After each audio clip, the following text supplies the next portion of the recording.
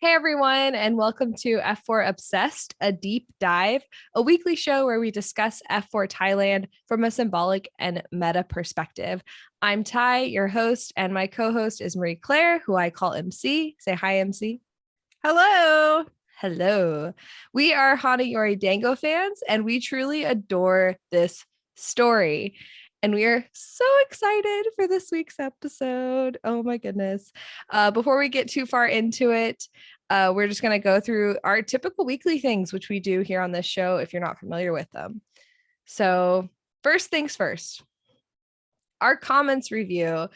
There was a lot of good conversation last episode because of a certain scene that happened. But we sort of exhausted that conversation, I think, both on Twitter and in the comments and in our show as well. So I just wanted to highlight some other stuff that people brought up, which I thought that were very interesting. So we'll start with Azette Casanova. They said the only symbolics I could catch up with in this episode was the flying pigeon, which are symbolic of faithfulness and commitment. It is because they're one of the few birds that are known to mate for life. If one of them dies, the other spends their remaining life in agonizing loneliness. Then we have Ren looking up at the sky after F4 fight, and he sees 4 shooting stars, which maybe symbolizes the ending of the court for all the 4 flowers, a significant change in their lives. Oh my gosh, I love this. That was a really, really interesting comment because I think that you replied under that you were also interested in how many of the stars that there were. Because we saw that there was like a shooting star, but there were actually 4 of them, which obviously symbolizes the flower 4, which is what the 4 flowers. That's what the episode was. Being back together. Yeah. Yeah, exactly. And I also love the comment about the pigeons because somebody else, I couldn't find the comment. I think it might have been on Twitter. Someone did point out that pigeons are also symbolic messengers. So they also kind of brought a message to Gorya in that moment. So there's a lot of symbolism going on in that scene. Geraldine Taupo?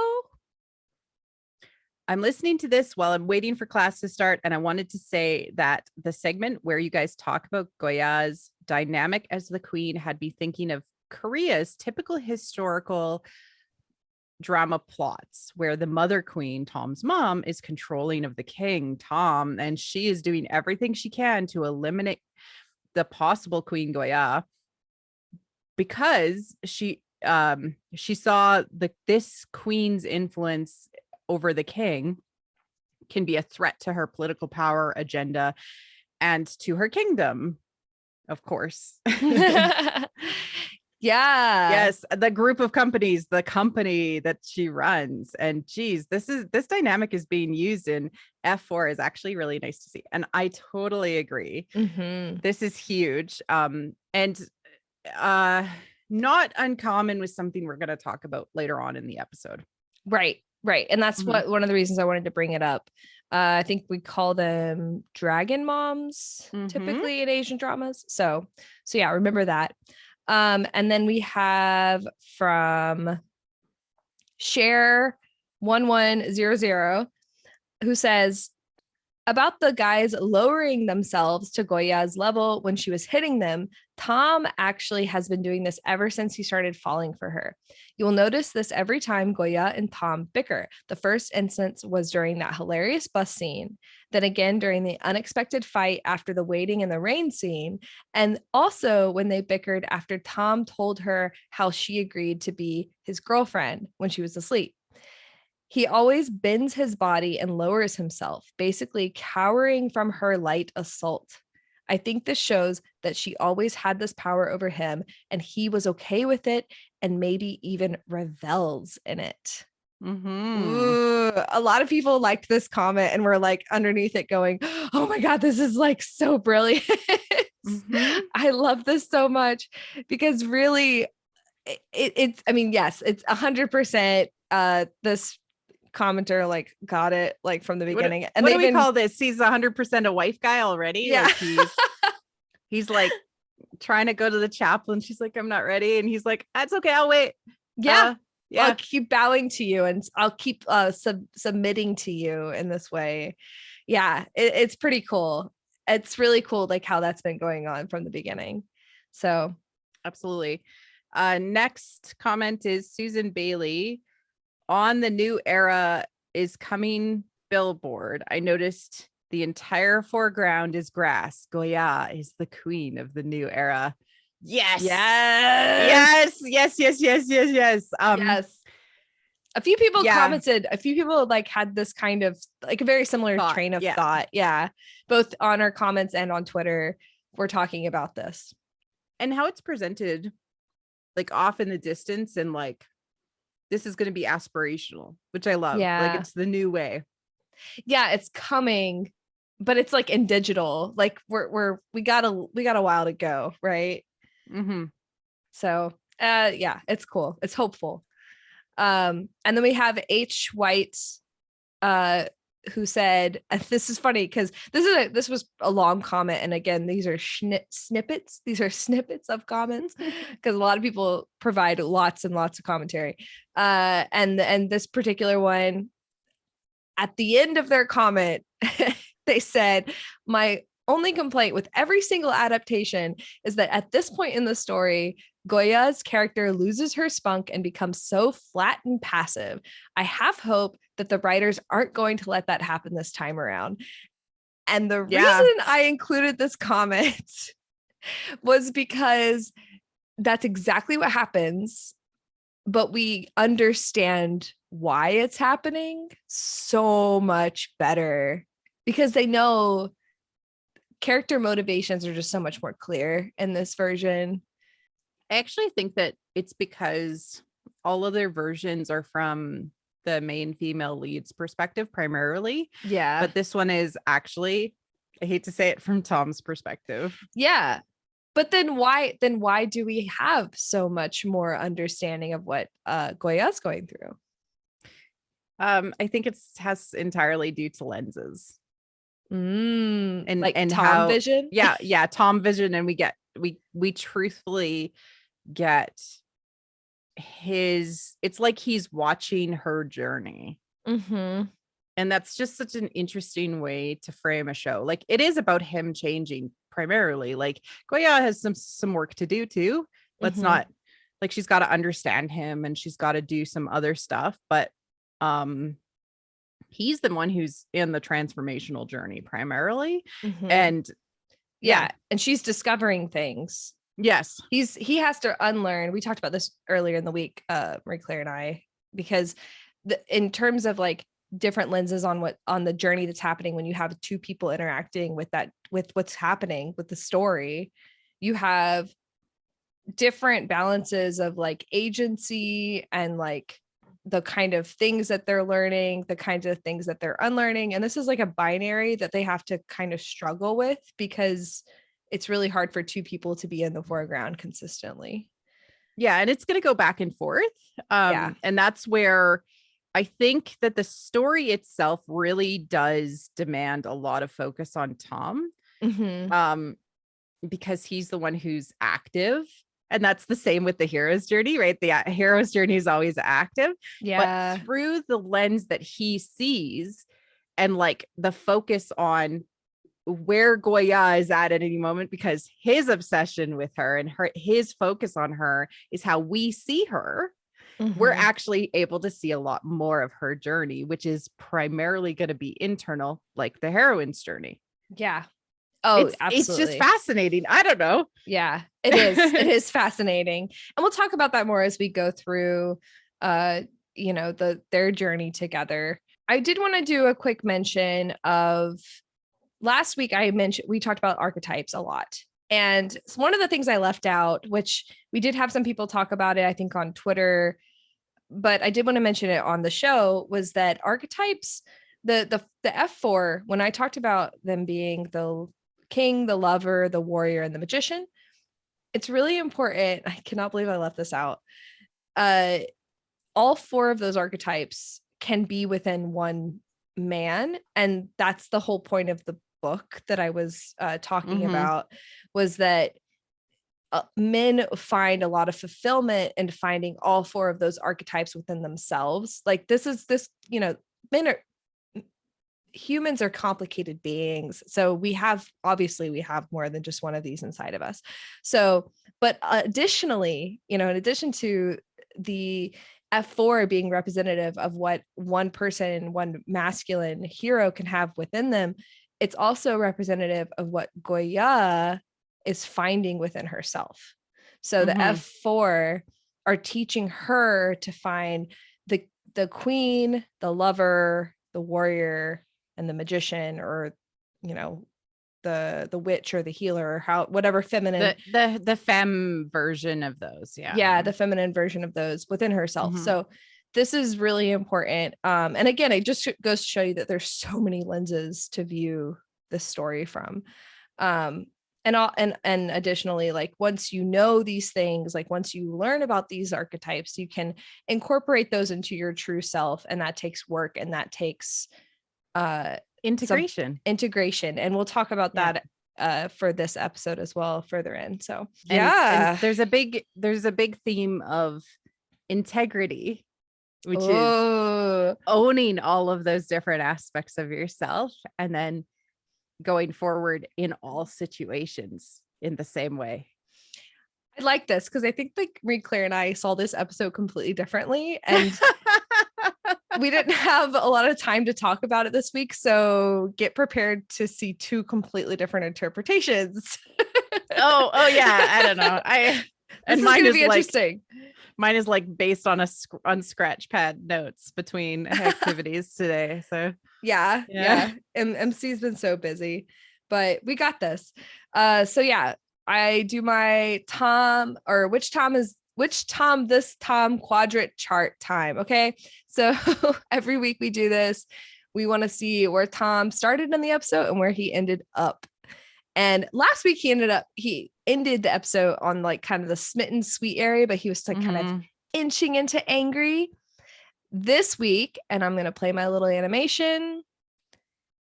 Oh, yeah. So he kind of didn't do as much as what he normally does, I guess. He kind of bounced over to the sweet child area. And then he bounced back over to the smitten sweet area. And I think you're right. You made this comment last week where you said the smitten is actually fully adults realized love. Yes. And there's an adult aspect to that because he grows up a lot in this episode. Yeah, we should like cross out smitten and write something else above it, because it's like, we got these words from the director when they were talking about this in the special leading up to the show. And I think that smitten is a great word for where Tom starts, but now we're getting into mid-season. And I have some bell hook words if we want to use bell. I'm down with it. I'm down with it. Yeah, like so it would be like adult loving man. That sounds so boring. I know, but like genuinely like a fully adult realized loving man who's connected with his emotions. That's where he's going. And it's super exciting to me. Yeah. A mature, loving adult man. Yeah.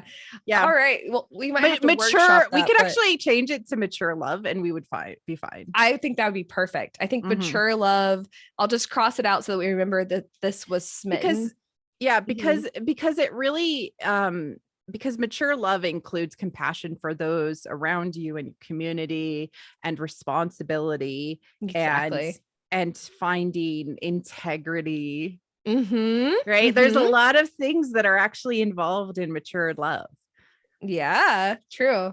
I like that. I think we might change that for next week going forward, because it's starting to like drive me crazy. It's like he's not really doesn't quite mean what we think it means anymore. Yeah. So yeah. Exactly. All right.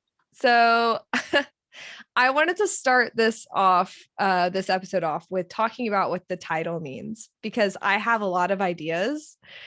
And they're really important to talk about, I think, throughout. So the first definition of the present perfect, that is the name of the episode. If you take it from a grammatical definition, right? Because like the present Mhm. perfect tense in like English grammar Mhm. means that it's like saying I have been studying, right? Something Mhm. happened in the past, which has an effect on the present. So the literal definition is a past event that has present consequences.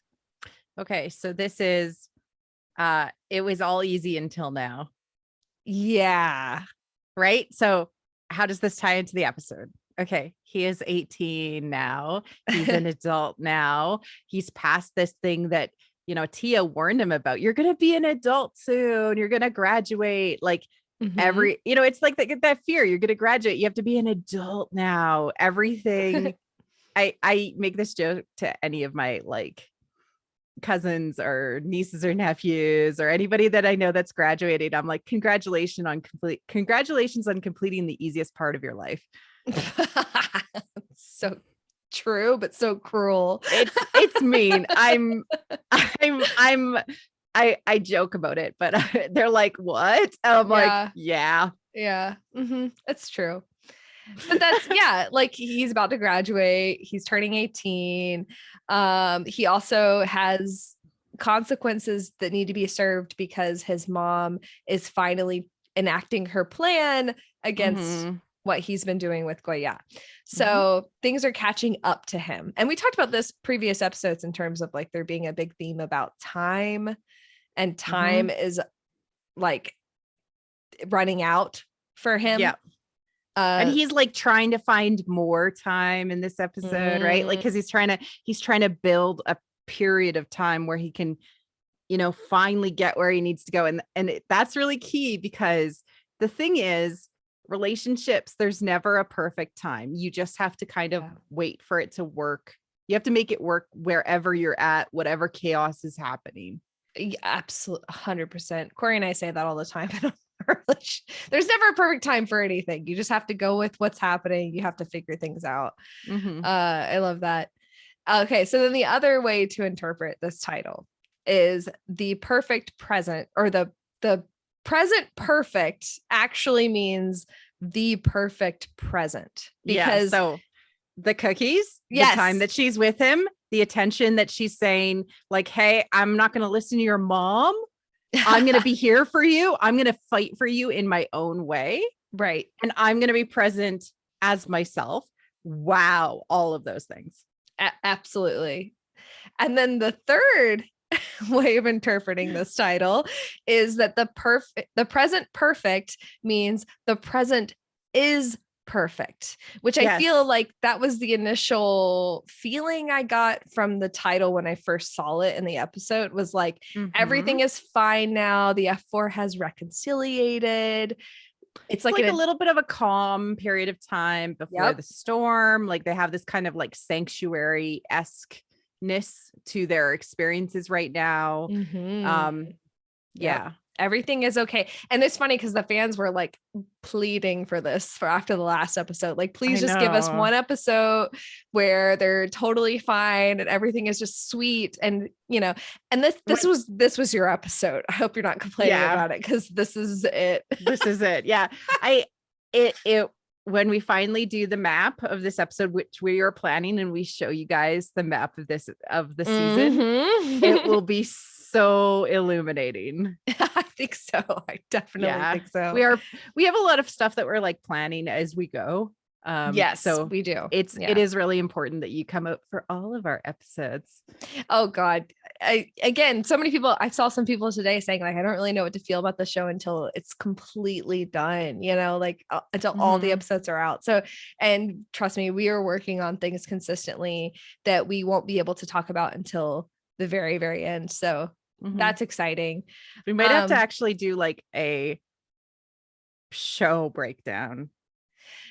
Yeah, I think so. Well, I have an endless amount of stuff to talk about with this show, so I'm up for anything. I know we don't know what's going to be next, but we're just enjoying this ride. Exactly. And then the fourth meaning of this title, the fourth and last meaning of the present perfect, if we're going off of every other episode, Mm-hmm. Every single episode has presented a title that has a meaning at the very end. Mm-hmm. And what happens at the very end of this episode is that we are introduced to Tom's fiance, Lita. Okay, let's talk about her. I absolutely know why she fits this. She is supposed to be the perfect version of Gorya. 100%. Yeah. And this is entirely about the fiance character in all the versions. She's spunky, she's fighty, she jumps on in the lead. She I keep on thinking about Meteor Garden 2018 specifically, but like when she jumps on his back and like hits him and stuff, and like I think that's still gonna happen in the next episode. She's got spunk, this character, right? Yeah, and she doesn't agree with her parents, and she also loves Gorya in a very specific way in the other versions and in the manga. She cares about Gorya. It's not like she's trying to create some sort of rivalry. It's not about that. And it's actually kind of like nice to experience this story in that way. Like that there's this rival, although she's a rival, she's like a genuinely good person. 100%. Right? No one dislikes this character. She's rich, and acceptable to mom. She's perfect. Yeah, for she's Tom. perfect, except that she's not Gorya. Yeah. Yep. Only Gorya is Gorya, which we've heard him say. And again, like this is such a great part of the journey because Gorya has had her Ren, and now Tom has to deal with his Lita, and he has to see like what that means for him, how she's different, where his loyalties lie, all of that. And there's a big theme of worthiness, and so also Gorya has to experience that. And I feel like they're gonna focus a little bit more on Gorya coming to terms with her own worthiness in the conversation, right, when faced with Lita, even though she, like, some versions kind of don't show it well. Like I think that they're gonna amp up the worthiness in Goya's, like the lens on Gorya is gonna show how worthy she is. Right. I 100%. And that's again, that's another big theme for this episode, I think, is worthiness, but Gorya has not come to complete terms with that by the end of it. So this is a big cliffhanger. I love this slide, Ty. I'm just gonna say I love it so much. This is great. I'm so glad. I was really excited thinking about this one, and I have a lot more to say about Lita, but I'll save it towards the end. Also, I wanted to mention I don't have a lore for this week because I kind of got caught up in a lot of other stuff. I'm not gonna lie, a lot of other research. We're gonna talk about a lot of mythology throughout this episode. That counts as lore. It counts as lore, I think. Yeah, we're going to break down a lot of these things, so it's going to take us a while. So I didn't want to add some more slides because it was just going to be too much. So so yeah, let's dig into the episode because we have so much to cover. First things. All right, so what happens in this, right, we pick up right where we left off last episode. They even did this thing where they like faded away the ads. They kind of like pushed the ads away from the frame. That's such a cool, like, oh yeah, it was so different. So different. Like her stepping on the ads in the first episode. Like they're doing some good stuff with integrating them into the visualness of it. Yeah, definitely. So then we get Tom's mom, Rosalyn, and she does this thing. I really wanted to point it out, where she kind of touches her nose and she makes this like stinky face, like she smells something bad, and it's like gross in here. Don't you want to have a better life? Aren't you disgusted by existing? Existing? No, seriously, like she's like that, and it's actually like props. She's incredible. She's incredible. So good. And Gorya tries to be respectful when she comes in. Yeah, she does. And then she's like, "Oh, we're doing this now." Okay. So like Gorya totally gives respect where respect is given to her. Right. I did want to point out that it was really fascinating to me when I saw like the I don't know. There was like a frame of this shot for the start of the episode that was like published by GMMTV. Yeah. And I was like, oh my God, they're both in white. It's such a specific choice because there's been some thematic stuff happening with Rosalyn. Like she's really into chess. We've seen Tom trying to play chess and then get frustrated with the games that his mom is playing. But she specifically dresses herself and Tom in white. Yeah. She is the white queen on a chessboard. This is how she is presenting herself from I don't need a costume slide. She's almost always in white. Yeah, she is. Right. I want to add something to this. but Gorya is also in white when she comes in. She is in white because she took her green flannel off and she has it around her waist. This is like a deliberate choice for her because she came home from court. Yeah, being a queen. Okay. So I was watching this with my husband this evening. So I watched it this morning. I watched it again to make the gifts. I watched it just regularly with my husband this evening. Commitment. Yeah. So I watched it again and he made me pause the show within the first like 2 minutes. And I was like, what? And he's like, I listened to this thing on a podcast. They were talking about flower symbolism and I need to tell you what they said. Okay. You know how Rosalyn is like big on tulips? Yeah. So she's big into like the tulip symbology because of like the economic stuff. But Corey was listening to this podcast that was like white tulips specifically being symbolic of worthiness and acceptance.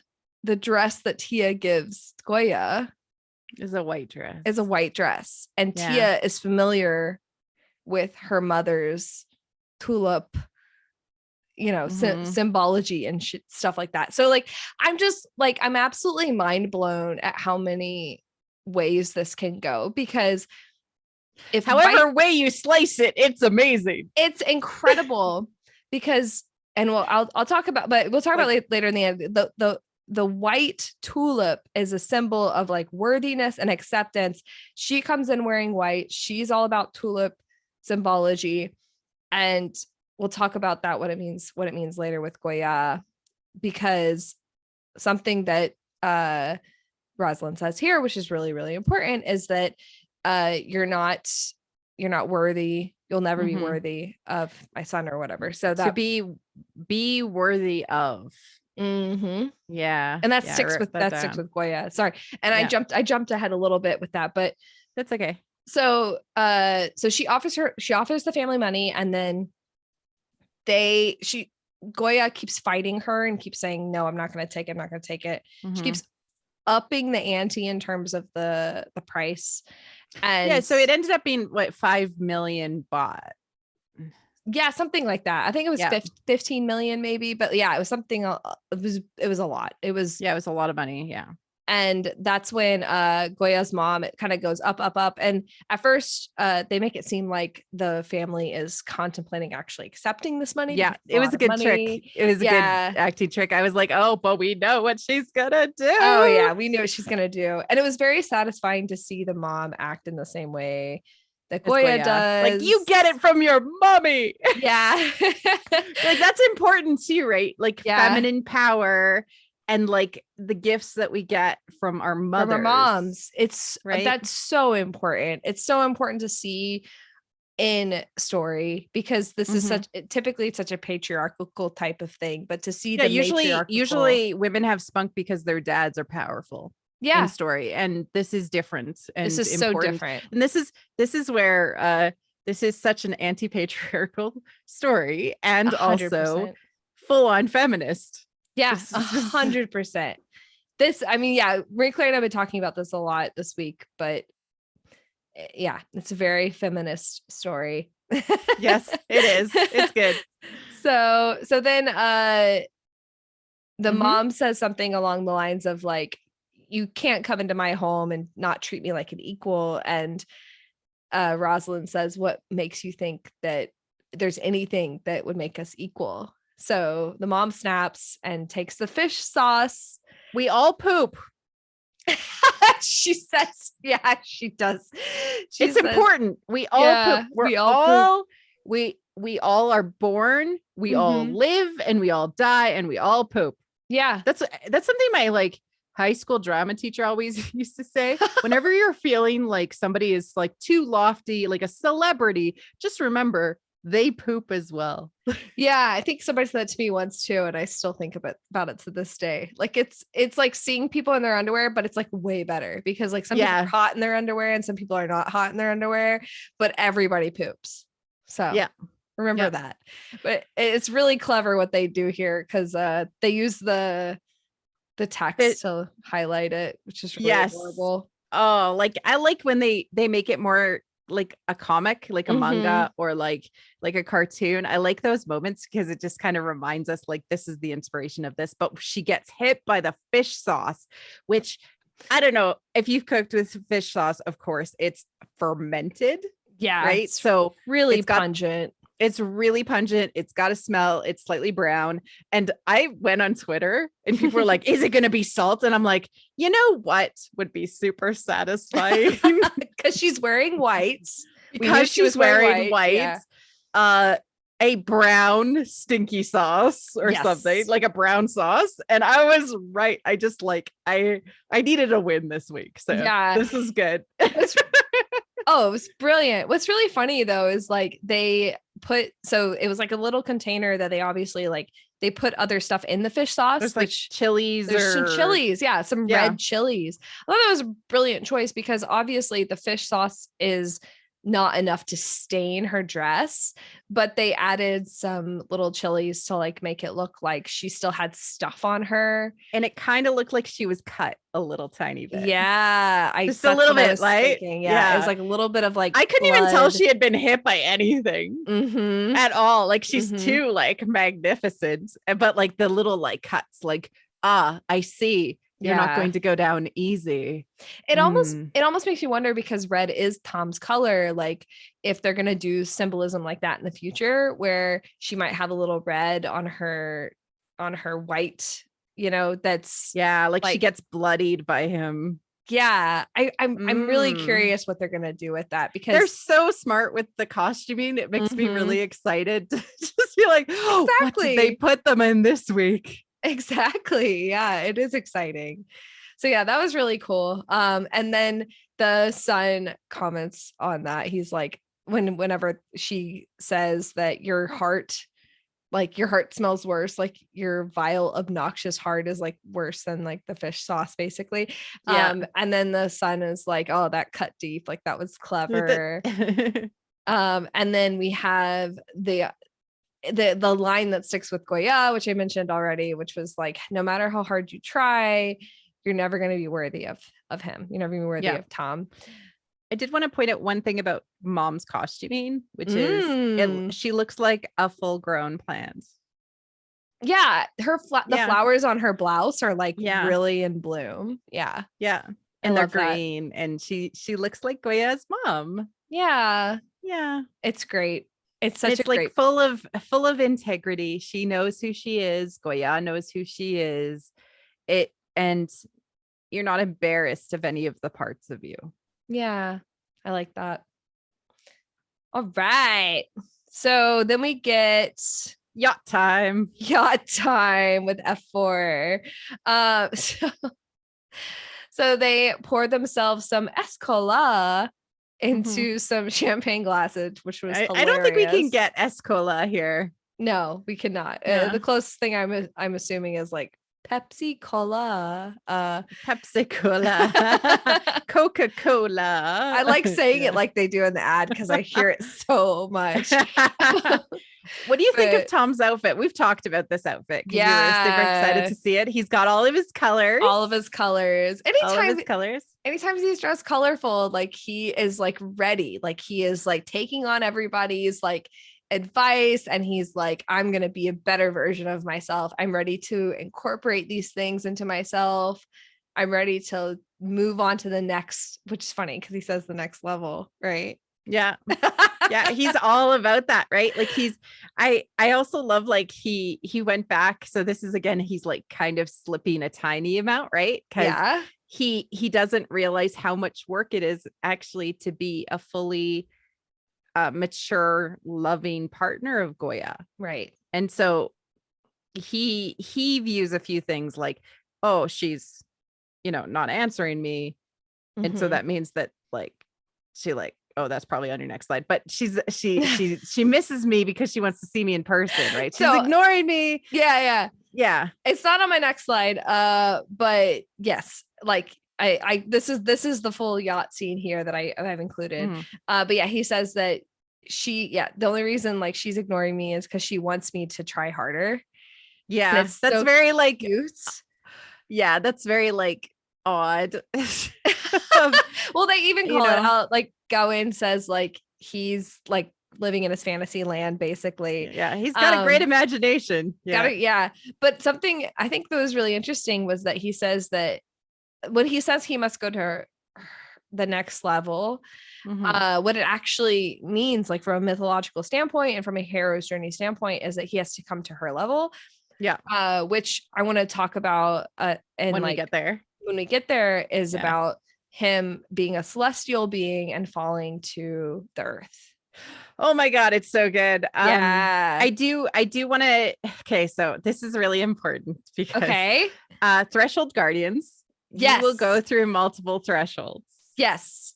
And guess what Kevin and MJ are reminding Tom of? What? It's your birthday soon. You're going to be graduating soon. You should be thinking about your adulthood. Yes. They're always doing that. Right? They always have to act in that way because it's really important because you have to go through multiple thresholds. Yeah. And this is really important because he's about to walk through a different threshold. Yes, absolutely. Right. So they have to warn him away from it, even though they're not really trying. Their heart's not in it. Right. They're like, because you should be doing this. Yeah. But his way of growing up and thinking about responsibility is going to be different than the way that they are thinking about it, because it has to be Tom's journey. Yeah. And his way of growing up has to be centered around his responsibility and love of Gorya. Yeah. 100%. So he's following his own path and he knows which way it is. Yeah. He does. Well, and another character here, right, with Ren says, he looks to him and he's like, come on, like, you're going to support me, right? And Ren's like, go for it.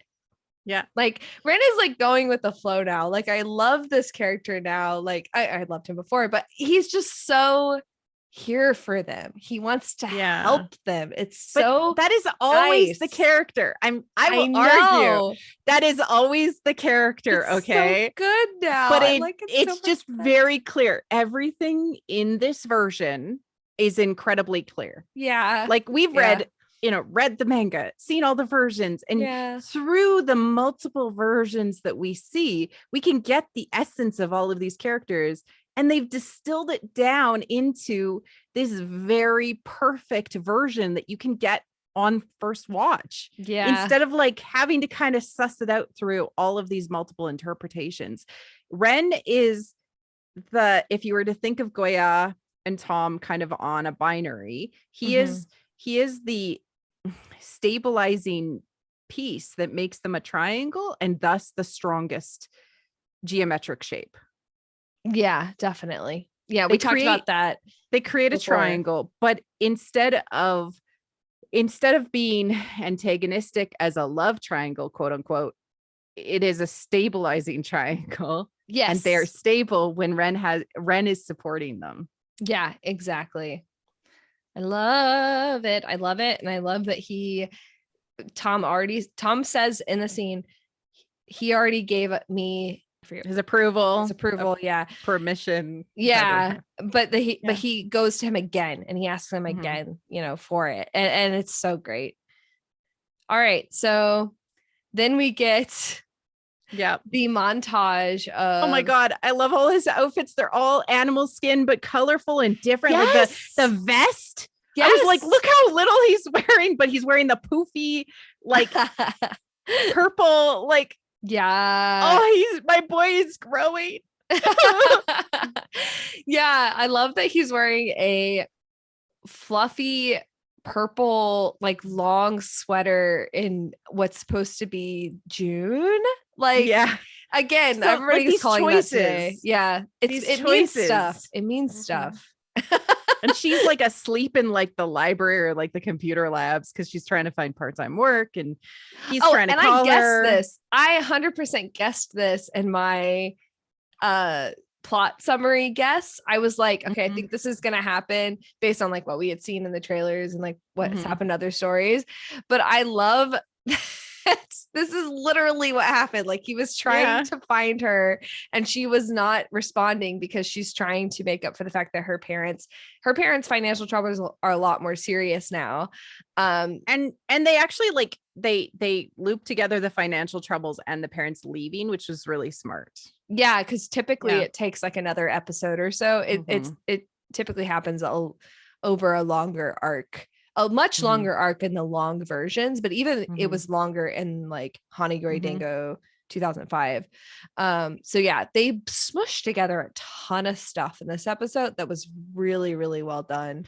And can we just take a moment of pause for the loss of Miss Teen of Japan? Oh yes. Or Miss Teen of Thailand, or equivalent. I do not believe that we are getting that particular competition this go around. And again, the competition, the equivalent in the Chinese version, they did the cooking competition. Yeah. Which is one of my favorite parts of that entire show. So like, I really have a soft spot for that plot, but it's not happening in this one. There's no way. No. Yeah. But hey, go watch Meteor Garden if you're like, I want to see like the male lead cheer and inspire the female lead with his pineapple hair. Yeah.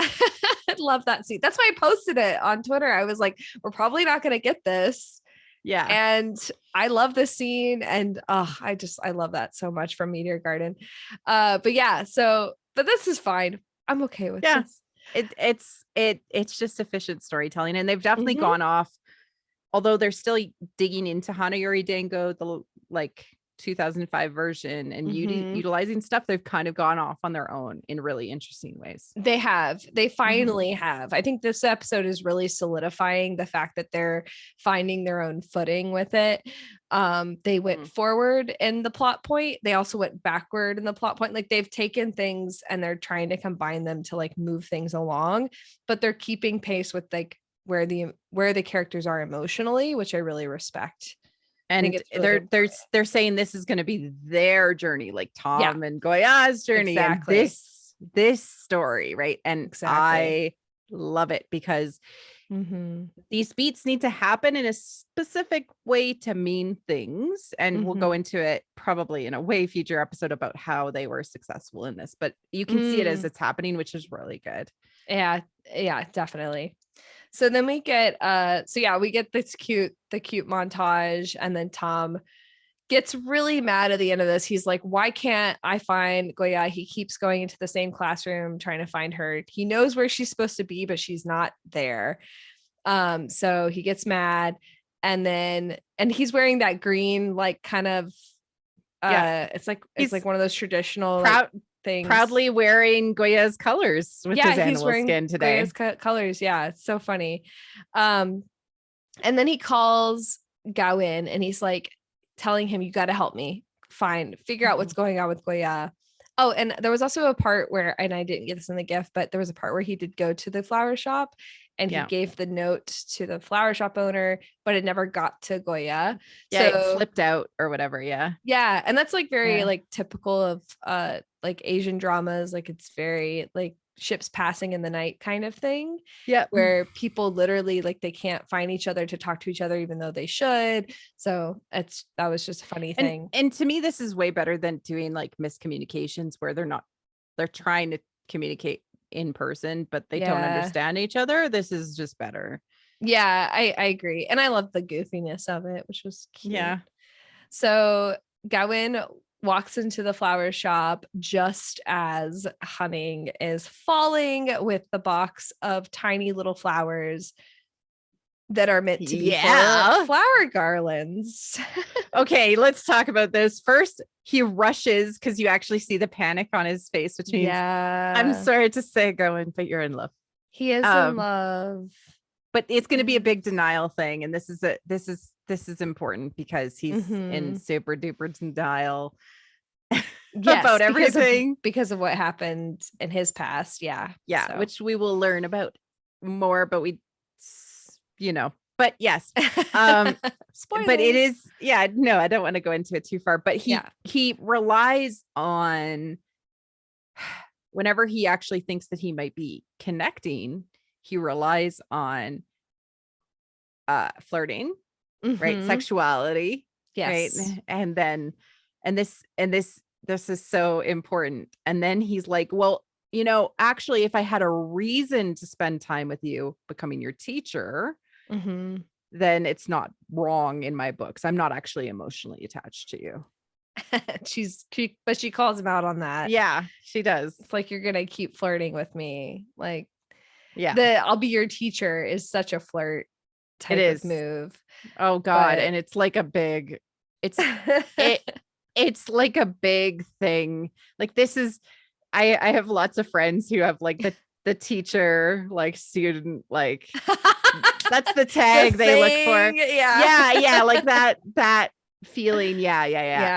And when we saw that he was into flower garlands and we saw they worked at a flower shop, I said, oh my God, this is going to be the tea thing that is in every other version. And I love that they changed it to be more, local to the story. You know what else it is, which will be interesting to see, is that it's almost more intimate because you got to do things with your hands. I am very excited about the skinship in this show, although we don't get tons in this episode except for this catch. It's true, has been really good. Yeah, it has. They focus on it, like sensual. And again, this ties to it being anti-patriarchal. Yeah. Right. Because the patriarchy says that men can't be sensual without wanting sex. And they only want sex to get sensual connection and that emotional trust between people. But you can have that in a multitude of other ways. Right. And this show shows that. 100%. Yeah. Skinship is important outside of sexual connection. Yeah.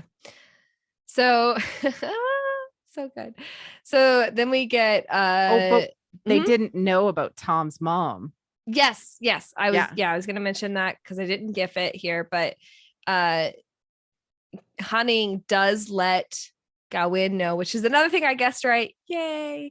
That Gorya had a run-in with Tom's mom, and he's immediately like, wait, what? Like, what company does Gorya's mom or Gorya's dad work for?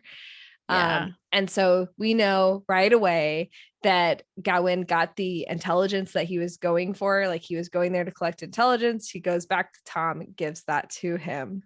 Yeah, this is important because Tom, there's a couple of things. Well, I mean, I was gonna say, like, Gawain is acting as, because we have to remember Gawain is the magician, so everything he does is through his like brain, it's through his like smarts, it's through his wit, and it's through manipulation. Yeah. So if he's going to go anywhere and do anything on behalf of Tom, it's going to be like to collect info. Whereas like if MJ goes somewhere, it's going to be to like more physical. Take care of a problem. Yeah. Like, take care of our like problem. the bullies being hung in the stadium. Exactly. Right. Exactly. Yeah. Even though like we know like Gawain can like fight because he did so in the club, but he did not go to the club to fight. He went to the club to collect intel. Yes, you're right. So that's brilliant. Yeah. That's like his role. So we know that he gives that information to Tom, which leads us into the next scene where Tom.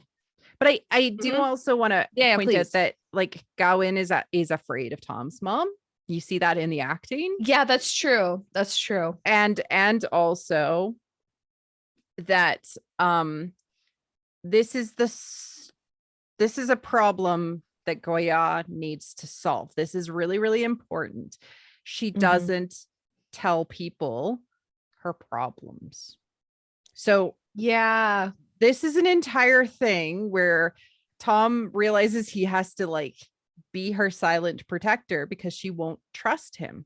And it's once the trust starts to be built, she will tell him more things, but it's really hard to build love when you do not have trust. Yeah. Because you're not actually sharing the deepest worries of your heart. You're not actually relying on that other person in any sort of meaningful way. And that is part of the key of building those relationships. Yeah.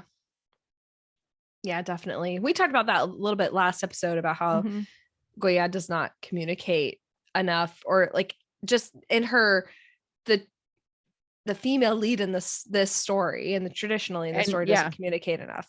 However, she is learning to communicate in this version a lot more compared to other versions, and there's consequences to her not communicating. So yeah, she's also very busy. Like that's also like one of the problems too, is that she's just trying to live, right? And it's hard to be like, I need help when you are a proud person. But part of this is that when they are eventually in a fully trusting relationship, there is no owing between two loves. Yeah, right? Definitely. Yeah, definitely. Oh yeah, I love that. So Tom goes to his mom and he's like, I figured out everything. I looked into all of it. And this is like really showing us that he is growing up and he's ready. He's more than willing to go up against his mom. He's more than willing to defy his mom in any way. And he is kind of disgusted by what she's done, which is interesting. And again, that's what you mentioned in the last episode too. He's got this different sense of what is right and what is wrong now because he's got to know Gorya. This is the start of integrity. That's right? What you mean when you say integrity. All right. Yes. Because it involves integrating all of the different aspects of self and then being true to those parts so that you can love in all of the different situations that you're in. So having compassion, etc. And typically when you are a shut off male, like Tom was in the beginning, you compartmentalize your emotions depending on the situation that you're in. But now he has started to behave with love and compassion in more situations. Yeah. Not just in front of Gorya, but in front of his mom. I recognize that's a wrongdoing. I have compassion for the person that you're tricking in the hallway with the bully last episode. Right. So like it's across the board. I do want to talk about their costumes for one sec. Please do. He's the black king and she's the white queen. They're on different sides of a chessboard right now. Oh, that's brilliant. I kept trying to figure out like what was on his shirt and everything, and then I kind squares. I don't know. I don't think it matters. It doesn't even matter. He's playing the game against her. Yeah, absolutely. Ooh, that's good. And he's ready and he's willing and he's doing well. Like, so he says to her, you're not going to do anything, like, but I'll help her out. And then she says, because she knows that Gorya is not going to accept money. Because she tried that. She's like, she's not going to accept money. Like, what are you going to do for her? Like, you can't do anything to help her. There's nothing you can't, like, she knows there's nothing in his power that he can do. So what can he offer her? Ty. I feel like this is a trick question. It is absolutely not a trick question. Love. Yeah, no, he can be somebody that she can lean against.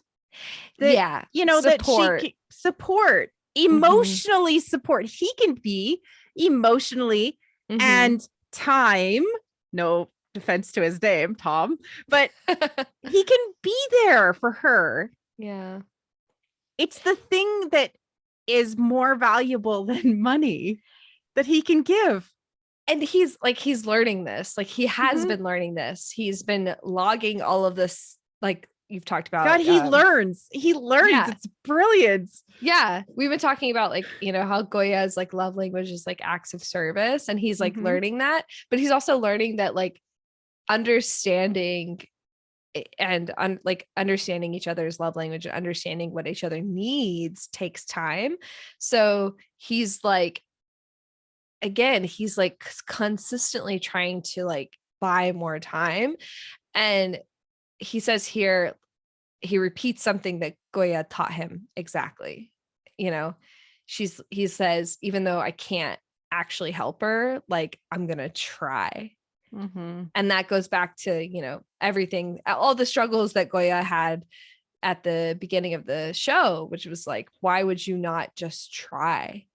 Yeah. And like, even if I have to fight you and I'm not going to be successful, I'll try.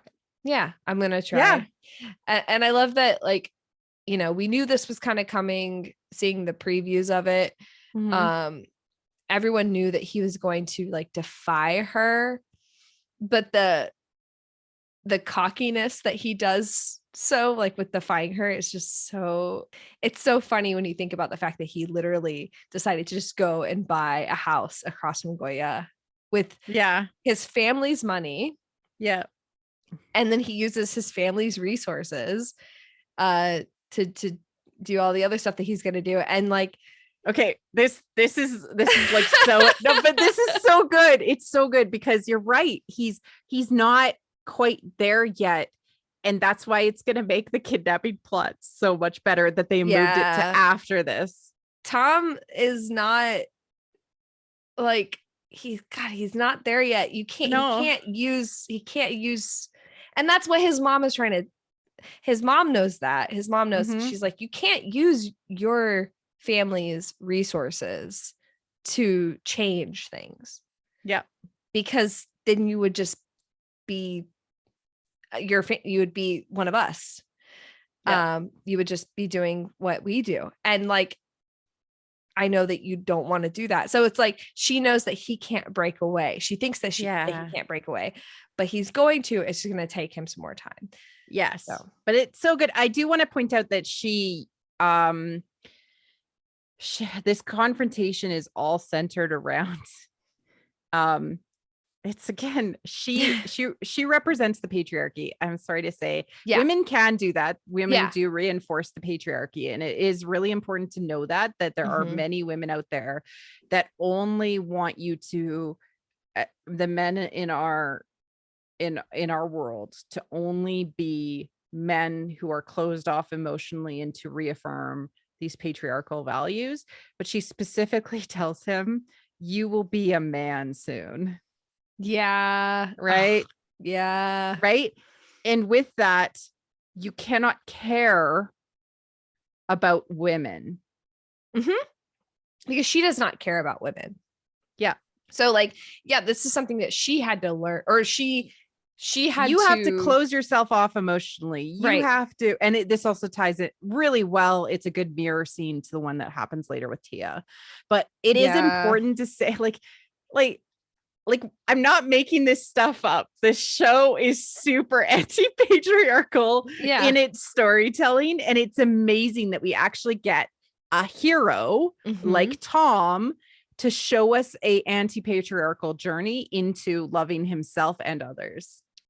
I know you don't have the gift of it, but can we just briefly talk about the call that she had with her mom and dad? Oh yeah, I did actually have a note on it as well, because we had someone tell us what was going on with that on Twitter, which is interesting. So I just have a small note. So basically, Gorya's parents call her from the orchard. Mm-hmm. And you actually had a note about them being gardeners that we didn't. They're gardeners. Yeah. Like she's of the earth and they're of the earth. Yeah. Symbolically, I'm like, they changed from being fishermen. That is brilliant. Oh, totally. This is all like the growth symbolism, the flowers, the like all of this is just this show knows what it's doing. It does. It's so satisfying. Yeah. It's kind of it gets thicker after this. It's a lot to cover. So something else that somebody pointed out that's Thai, like somebody that speaks Thai, said that in the scene where Gorya is talking to her parents on the phone and the internet connection is really bad and it's like cutting in and out, they say something about the fact that like the government sucks and that they use the internet cutting outs to cut off a little bit of the sucks comment. Oh, so he doesn't fully say it. And then there's some other parts of it about Gorya saying that, oh, the police will catch him because they're good at catching people and it's supposed to be sarcastic. Right. So it's kind of like an all cops are bad. Right. And I don't know a lot about Thai politics. I know a little bit about the military coup, but I'm not somebody that can speak on it robustly, like, and with a lot of accuracy. So I don't want to like go there. But there have been some people pointing out the kind of political commentary that's going on about the country being under military coup and about the jabs at the government in that scene and how it's kind of interesting. So, yeah, if you know more about it, we'd love to know. Yeah, that's what I was gonna say. Like, I would love to see more conversation about it because obviously, like, censorship is really interesting because we watch a lot of Chinese dramas and they do a lot of censorship. And I know a little bit more about where that's coming from because I've just watched more about it and I read more about it, and there's more about it on the internet. So that's really interesting to me, any way that censorship is done. And also on top of that, like how censorship is like overcome by creators, because that's always so fascinating to me. Yeah, that is a fascinating topic for another day, Ty. We could probably do a ton on that. I agree. Yeah, Marika and we've covered a lot of Chinese dramas, so it's interesting. It's really interesting to think about how censorship actually appears in US media and people don't even realize it. Oh, 100%. Yeah. I've talked about it in my videos here and there. Like, I'm specifically anything involving the military. That's what I was gonna say. Yeah. Military propaganda. People don't realize how much, if you use anything military related in your shows in the United States, the US military actually has full script edit rights. Yes, if you use any resources of the DoD, then they have the ability to change your script or take things out. Yeah, it's pretty crazy. The military, what is it called? The military entertainment complex. So. Yeah, they've got a whole thing. Yeah. Yeah. But we also have, our defamation laws are not as strict here.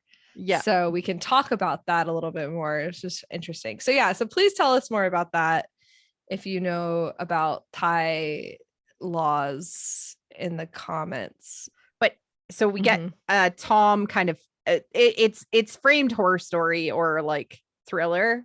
Yes, because she's chasing her and she's hiding and like he's hunting for her. Okay, so that's really cool. But then he's like, aha, I know your tricks. I catch your leg. Right? He comes up behind her and he catches her leg and she decks him one. Right? She's still scared. She didn't know it was him. Yeah. But then he crawls like a dog. And we hear the like puppy whine. Yeah. He's a puppy. But like, look at his chain. This is so pronounced. I was this is so pronounced. Okay, so there are 3 times that we cannot see the chain in this episode. This we can for sure see. But the previous scene where he was standing toe to toe with his mom and saying, "I'm going to protect her," he wasn't wearing one. Oh, good catch. Because it's like it's like on the outside of his jacket. Yeah. Like it's really. I'm gonna argue that bow ties are chains and ties are chains just for the sake of living, because it is. I love it. But so it's only 2 times, and there's such important scenes for this. So the chain has been something that we've seen the whole time, and we talked about it a little bit last episode, but this is the chain he is trying to break free from, I believe, because we've actually seen him break free from it in the pursuit of protecting Gorya. Okay. I'm down with it. I'm going to be watching for some chains. We'll see.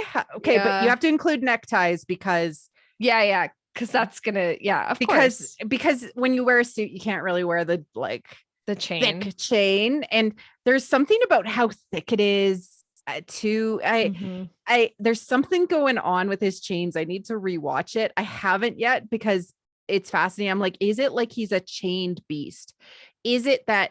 I actually do think that it's like he is bound and trapped, right? Well, it could also be the color of necktie that he wears that determines that, because like I think he wears a black necktie at the end of this. He does, yeah. And we know he wears suits later on, and he takes off the tie at certain points. So I do think this is going to be a symbol we're going to want to pay attention to. Okay, I'm making my point, but it's so pronounced. I was what is going on with this pronounced chain? Yeah, 100%. He also might not have been wearing it when he was on the boat. I'm gonna have to go back and check. Yeah, but I could see it either way. So a couple of notes I wanted to make that I think are important going forward, because Tom buys this house across from her. There's 2 different mythological things that are happening right now. I'm going to mention one first, and then I'll mention the other later. The first one that's happening is from Tom's kind of perspective, or from his agency, I would say, is the clever girl and the king. And okay. So this is really important. Again, it's from his perspective. It's his agency, but it's her reward. So she doesn't realize this, but this has already started with their relationship in general. But basically, what's an example of the clever girl and the king? I know one. So you could, there's a lot. Like you could say the most famous one that I know of is Rumpelstiltskin. Rumpelstiltskin. Yes. Rumpelstiltskin, not Rapunzel. I was going to say Rumpelstiltskin. Sorry. Yeah. My brain is a little wacky wired today, but yes. Rumpelstiltskin. Rumpelstiltskin is 100%. Yes. And again, they end all in different ways. So it doesn't really matter. Like myths are weird. Folklore is weird, but it's all about kind of like what the lessons are learned, like the lessons that are learned, and like what the characters are going through. Usually there's 3 trials. Yeah, there's usually 3 trials. And what happens is that for every impossible task that the girl is given by the king, she gives the king counter tasks, but like he doesn't know that he's being challenged in return. Like he doesn't realize it. And but he's attracted by the cleverness of this girl or princess, someone that he doesn't seem worthy of him, that is challenging him, and he's intrigued by this. So through her cleverness, eventually, and some of these tales, and the kind of the more, I don't know, the one that kind of outlives all of the others, is that she becomes the king's wife. Yeah, she gets to marry the king. Yeah, she gets to marry the king. And another one that this kind of happens in If you kind of go to the middle of the plot of it is Eros and Psyche. They do have this, except that the challenges are given by the mother. So, but you can kind of look at this from several different lenses. From the heroine. Oh, he gives her challenges in the house. Yes, because to not look at her, to not look at him, or like look at him. Yeah, right. Yeah, and right. then like, don't believe what your sisters say, and like there's specific challenges he gives to her before he runs away. That's important. Yes. And she, by looking at him, she almost challenges him back. So there's that's happening there. So in the heroine's journey perspective, and when I say heroine's journey, when I say that, I mostly am talking about Maureen Murdoch's book, which is titled The Heroine's Journey, which was a response to Campbell, but it specifically has a psychological sort of therapy lens to it. But it is still really good from a story perspective. Right. She talks about a lot of myths, and she also talks about women talking about their dreams and their like things that they're going through in therapy. And then she kind of like connects these myths with what they're going through. It's a really great book. We will mention it a lot. I mention it a lot in all of my content. And in the heroine's journey, there's this cycle that happens of where the heroine is challenged by typically the male, typically the person that's going to be her husband. She succeeds at that challenge, and then he changes the rules. Yeah. He moves goalposts. He says, oh no, that was just the first step. I need you to do something else. Right. It's like when you play paper, rock, scissors and you win 3 out of 5. And then they're like, but it was actually, 5 out of 7 or whatever. Exactly. 4 out of 7. Yeah. And this cycle happens over and over again. But the only reason that it happens is because every single time the heroine wins, the king or the masculine figure that's challenging her finds her more and more attractive every single time. So he wants to see her win over and over again. And what this happens, the way that it affects the masculine figure is that it helps him to grow into a more mature man who at first is picking at his partner and is like, and petty and like mean. And then he starts Who does this sound like? I don't know. Tom. What? Oh, that's what we're watching. Yeah, no, of course. Yeah, of course. Because what happens is that he starts to say, like, I know you, and I know you can do this, and I want to see you fight, and I want to see you win, and I want to see you overcome this, even though I was the one who put this obstacle in front of you. Yeah, even though I'm the cause of it. Yeah, there's a lot of like, your competence is sexy.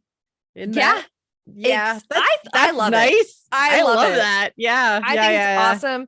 I think it's sexy. I mean, this is similar to, if you have seen Meteor Garden, this is the chef competition, the 2018 version, where he tells her, you have to do this chef competition. And she's like, no, I couldn't do it. And he's like, yeah, but don't you want to like pay off your dad's debt to me? Like, cause there's this like debt thing that's hanging in the balance. And he kind of makes it up. Like he never really wants her money. He doesn't care about her money, but he makes it up in order to encourage her to do this competition, because he wants to see her try and he wants to see her win.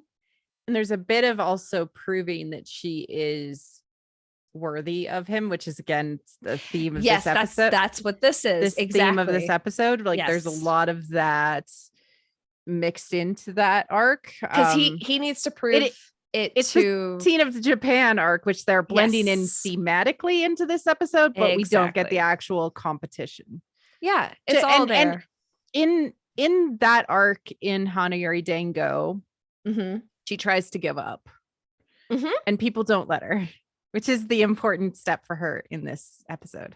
That's why what happens. We'll get there. Oh my God. Yeah. Okay. Sharp. So Calling it again. People called, hey, that for sale sign. It's yes, gonna come back. They did. So sharp eyes. We all were like, yes, that's gonna be the thing, and we were so excited a couple of episodes ago. But yeah, no, sharp eyes, everybody. It was cool. I'm really glad people called that out. I didn't see it, so well, I couldn't read the sign, so but it was awesome.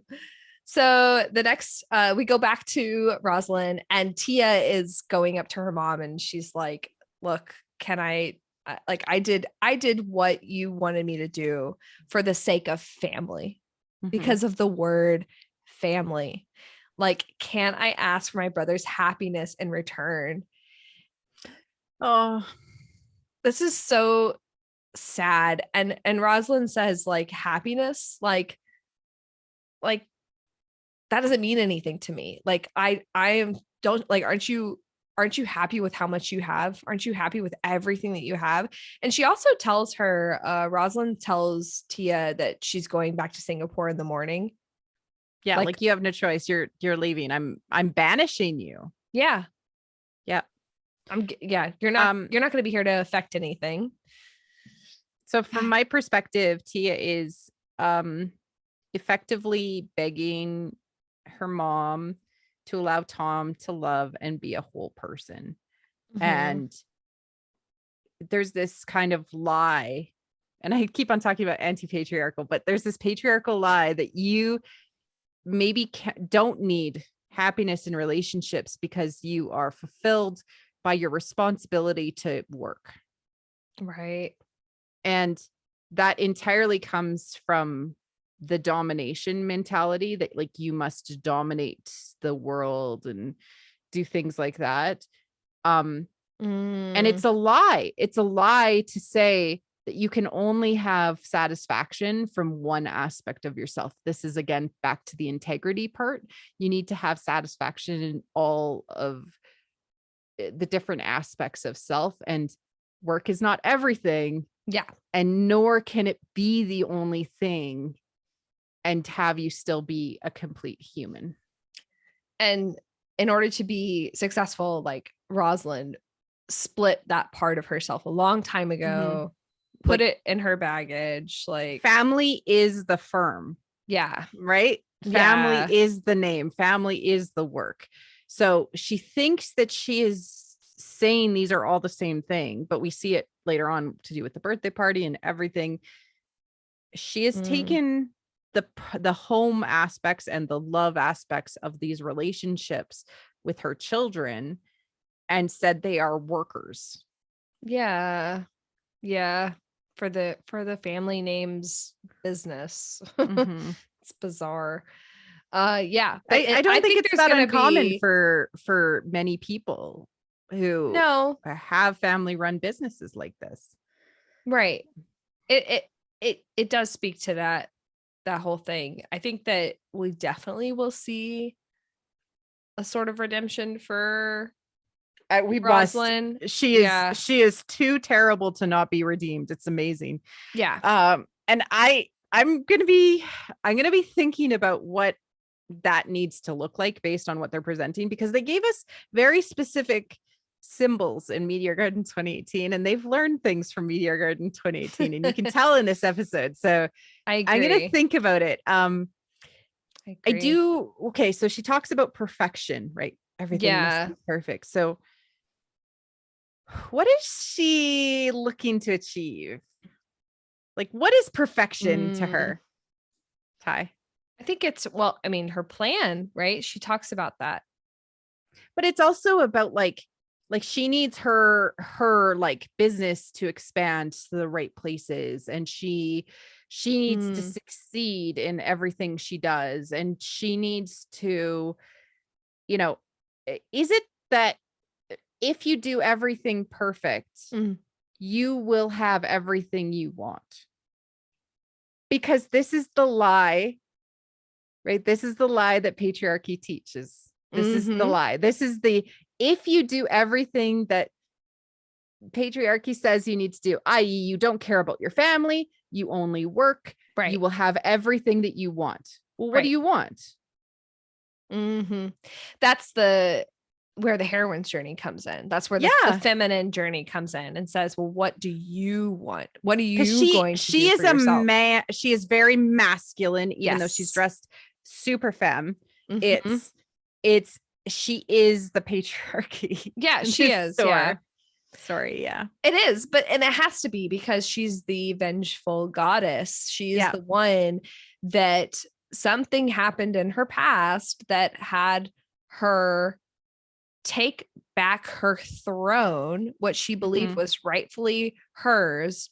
She took that back probably from a man, and then she decided to play that role for the rest of her life in order to be in charge, in order to keep the throne. Yeah. And in other versions, when Tom has a dad, but he is an absent father because he is working all the time, she is upholding patriarchy. In this role, she is being both. And sometimes there is only a mom in some of the versions.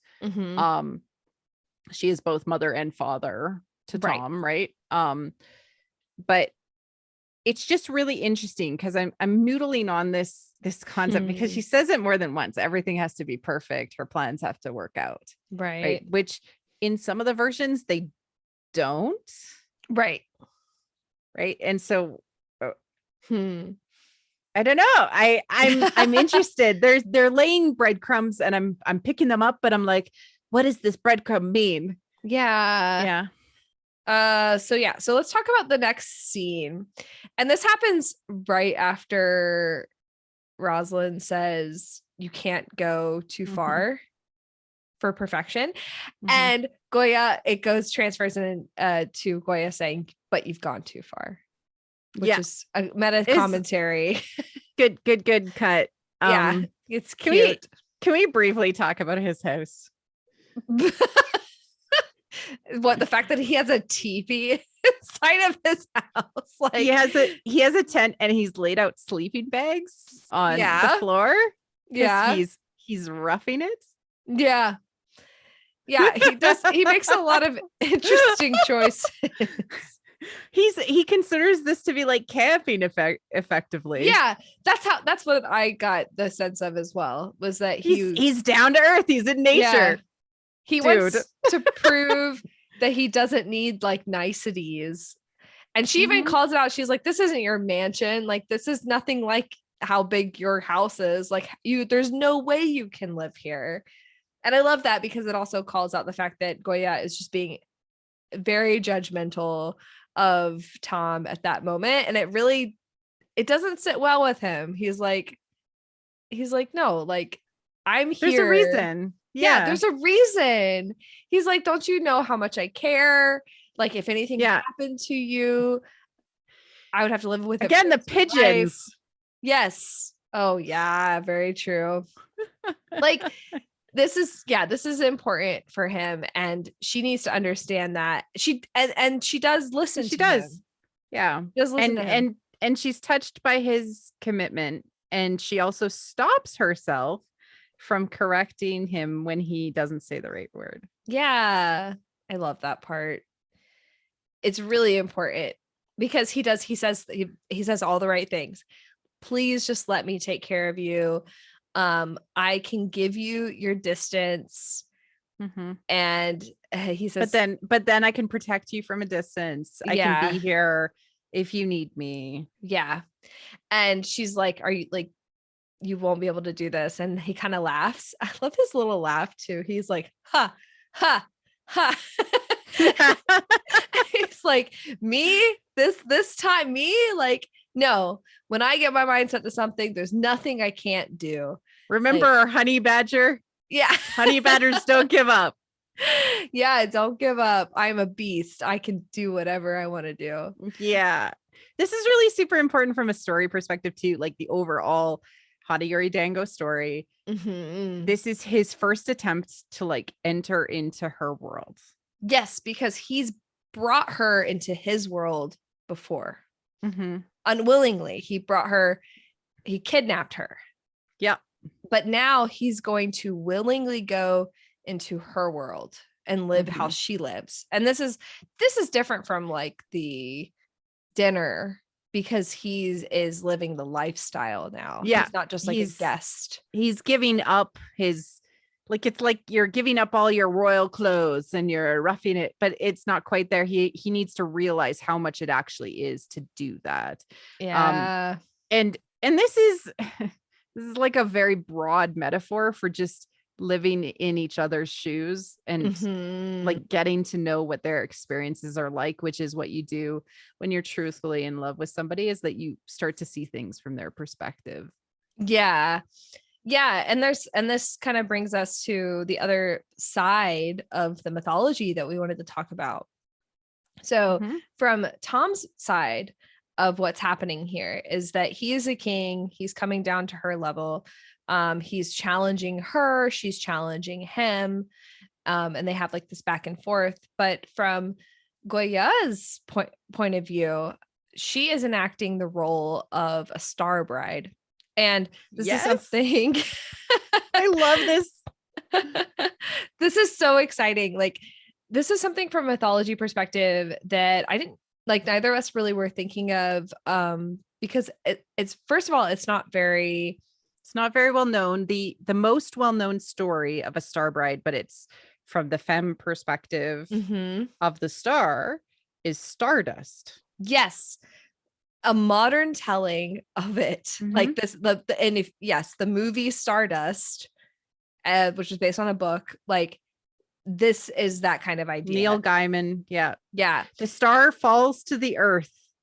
And the man, who is actually a king in disguise. Right.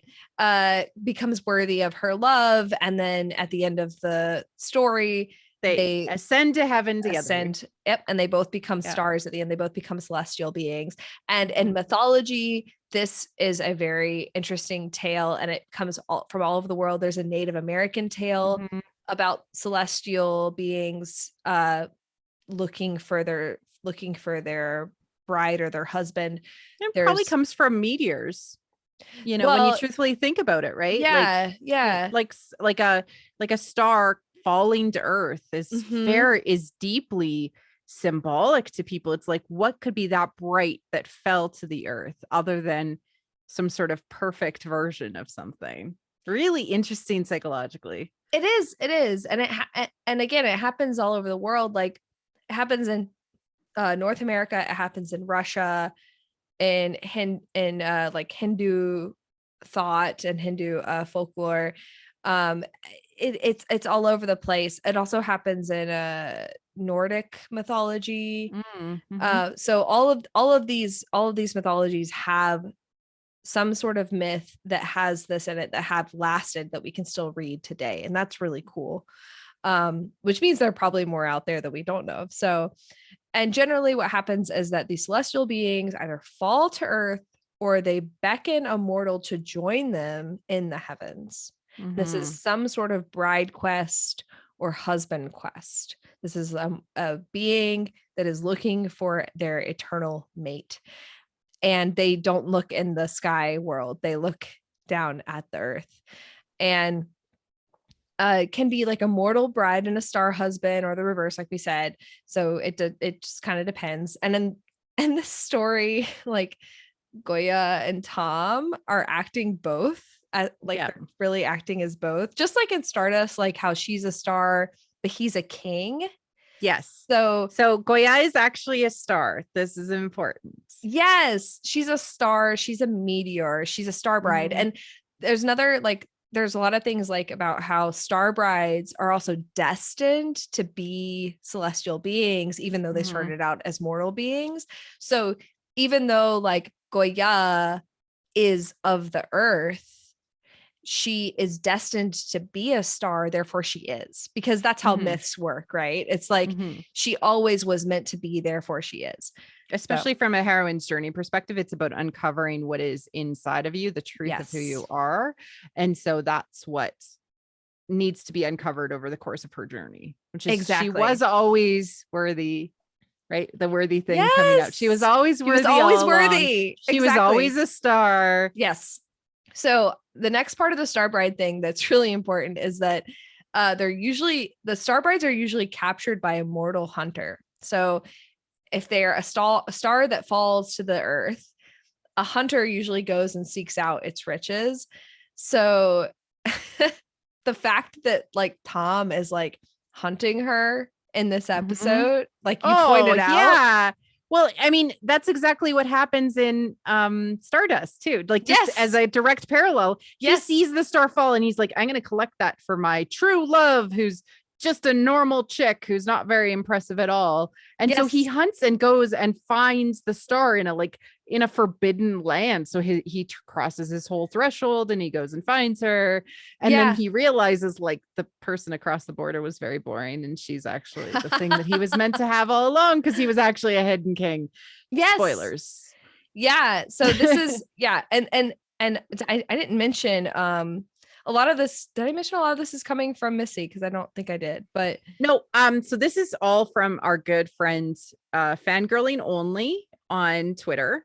Yes. Whose name is Missy, and she's recorded on What the Force before to do with mythology. Same with Ty. But Missy's like super, she delves into this stuff like so well. And she did a thread after she watched a little bit of F4 Thailand. She was like, oh my goodness, this is Starbride. Yeah. And so she did a whole thread. I had been like bugging her to watch this show. And I feel so blessed that we have her analysis and help in deciphering some of the symbols, because there is so much, much. There's so much. Another story that's very Starbride is like the Swan Princess, where the heroine takes the form and the figure of a swan, and therefore she's in disguise. So the prince doesn't know that she is his bride.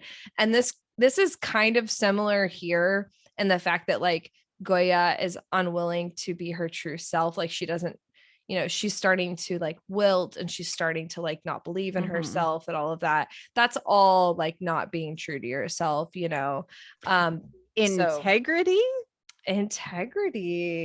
Yes. See, I'm seeing now where these two overlap. This is so interesting. Oh, okay. So, another thing that Missy called out in her thread, which I do want to point out, she words it in a way that I just think it's really important. She says that water, hunting, and agriculture are all prominent in the stories of Starbrides, indicating the importance of celestial patterns to human sustenance. Yes. So the point of seeing all these things, like you either go into water, you hunt for them, or you cultivate in some sort of agriculture. This is all important in this. And this shows how the patterns of the stars and the sun and the moon that affect all of these things are super important to the human experience. And they're super important.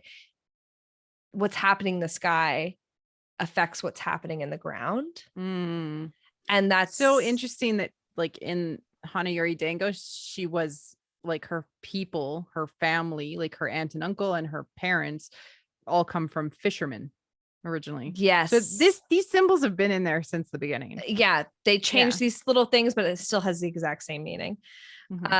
And then also Missy said that obedience or defiance to the parental figures is another major theme in Star Lover Tales.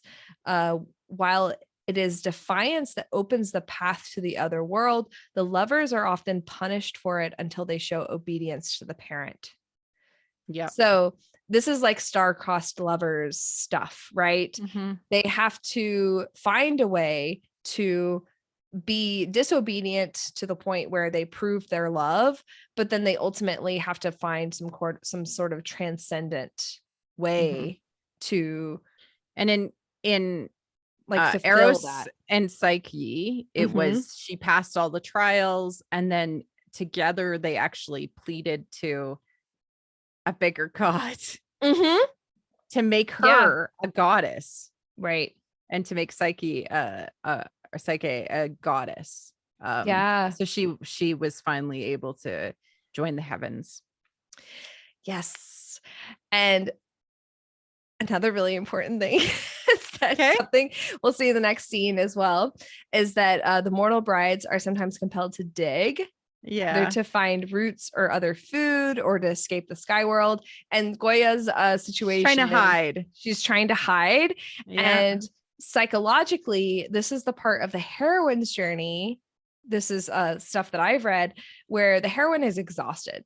And she talks about this, right? So she's been working hard, but she's been working hard for the wrong things. She's not accepting of what he can offer, which is love and support. And instead she sees him as another burden. This is all a part of the heroine's journey. This is, she is working hard the way that she has been told that she should work. But instead of focusing on the loving aspect of cultivating, she's only focusing on the hardworking aspect of it, the physical aspect of it. So, all right. So let's go into that, what that looks like. Oh my goodness. Yeah.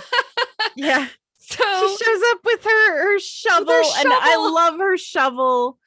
And he's wearing his all colored shirt that his Victory, right? Yes, the Nike shirt with the goddess Nike on it. Yeah, Victory. And she's got her shovel and she's ready to dig. And I love that she comes back in every time he has a problem with the tool that she needed before, because they're kind of slightly off sync and they're not communicating, but she's trying to help. Well, first I wrote down in all caps, she never has the right tool because she's a gardener. And she's supposed to fix things, and she's supposed to cultivate, and she's supposed to be like helping things grow in her garden. And Tom is now in her garden. Tom is now in her world. And she shows up every single time he has a problem with the wrong tool. And you talked about her being exhausted, and it's really interesting that the song "The Last Cry" or "My Last Cry" came out last week, right before this episode. Oh, that makes me so sad. This is such a funny scene too, and like I know, but she's exhausted, right? She's like, and we get the exhaustion in the next scene after this whole thing, right? Like but this is so funny. They're so funny together. So funny. So like when funny. she pretends to have the roach in her finger and like kind of teases him with it. I mean, she's having fun with him. And something else I wanted to point out, just silly thing, is just that it seems like he's only trying to get her attention so that he can spend time with her. He doesn't. And their playing house. This is also important. This is the start. This is the start of them playing house. Yes, it is. It is. There's no parents around. It's just them two. No, it's definitely that. And it'll become more serious house play when her brother leaves. We already heard in this episode he's gonna go away for a break. They did. They did say that. Oh, so good. So in the next scene we get she's so tired, dude. She's so tired. And it's really interesting. She explicitly says that she's jealous of everyone. Like, why is everyone else? She's telling this to Honey. She's basically saying, like, why is it that you and everyone is telling me that I should just like go with the flow, or I should just like, do you not understand my predicament? And no one does, because this is all on her. This is 100% Gorya. And what's really sad is that Tom is trying to understand her. She just doesn't know that he's trying to do it in his own way. So she's not letting him in.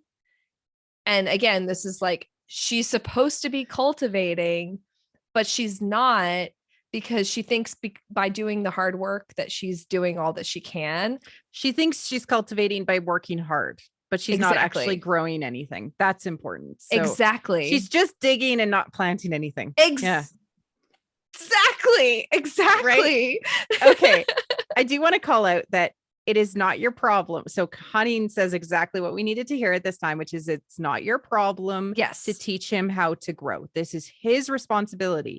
But what she's missing is that like, you get more energy when you can share your problems with another person. You got to let him in. Yeah. Like, she's been going into his problems for this one night. And she's exhausted, but he just wants to be a part of her world. And she needs to let him into that world, to her world.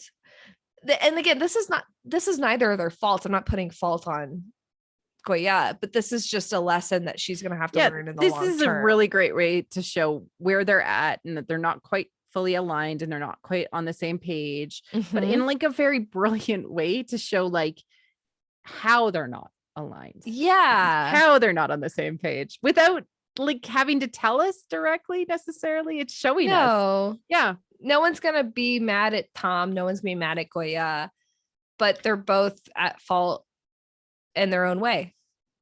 This is such a brilliant way. And the next moment when she's like frustrated and like she sees all the Toms because Honey's like, we'll just avoid him for a while, like focus on you, right? Which is great. But we get another version of a ticking clock. Really?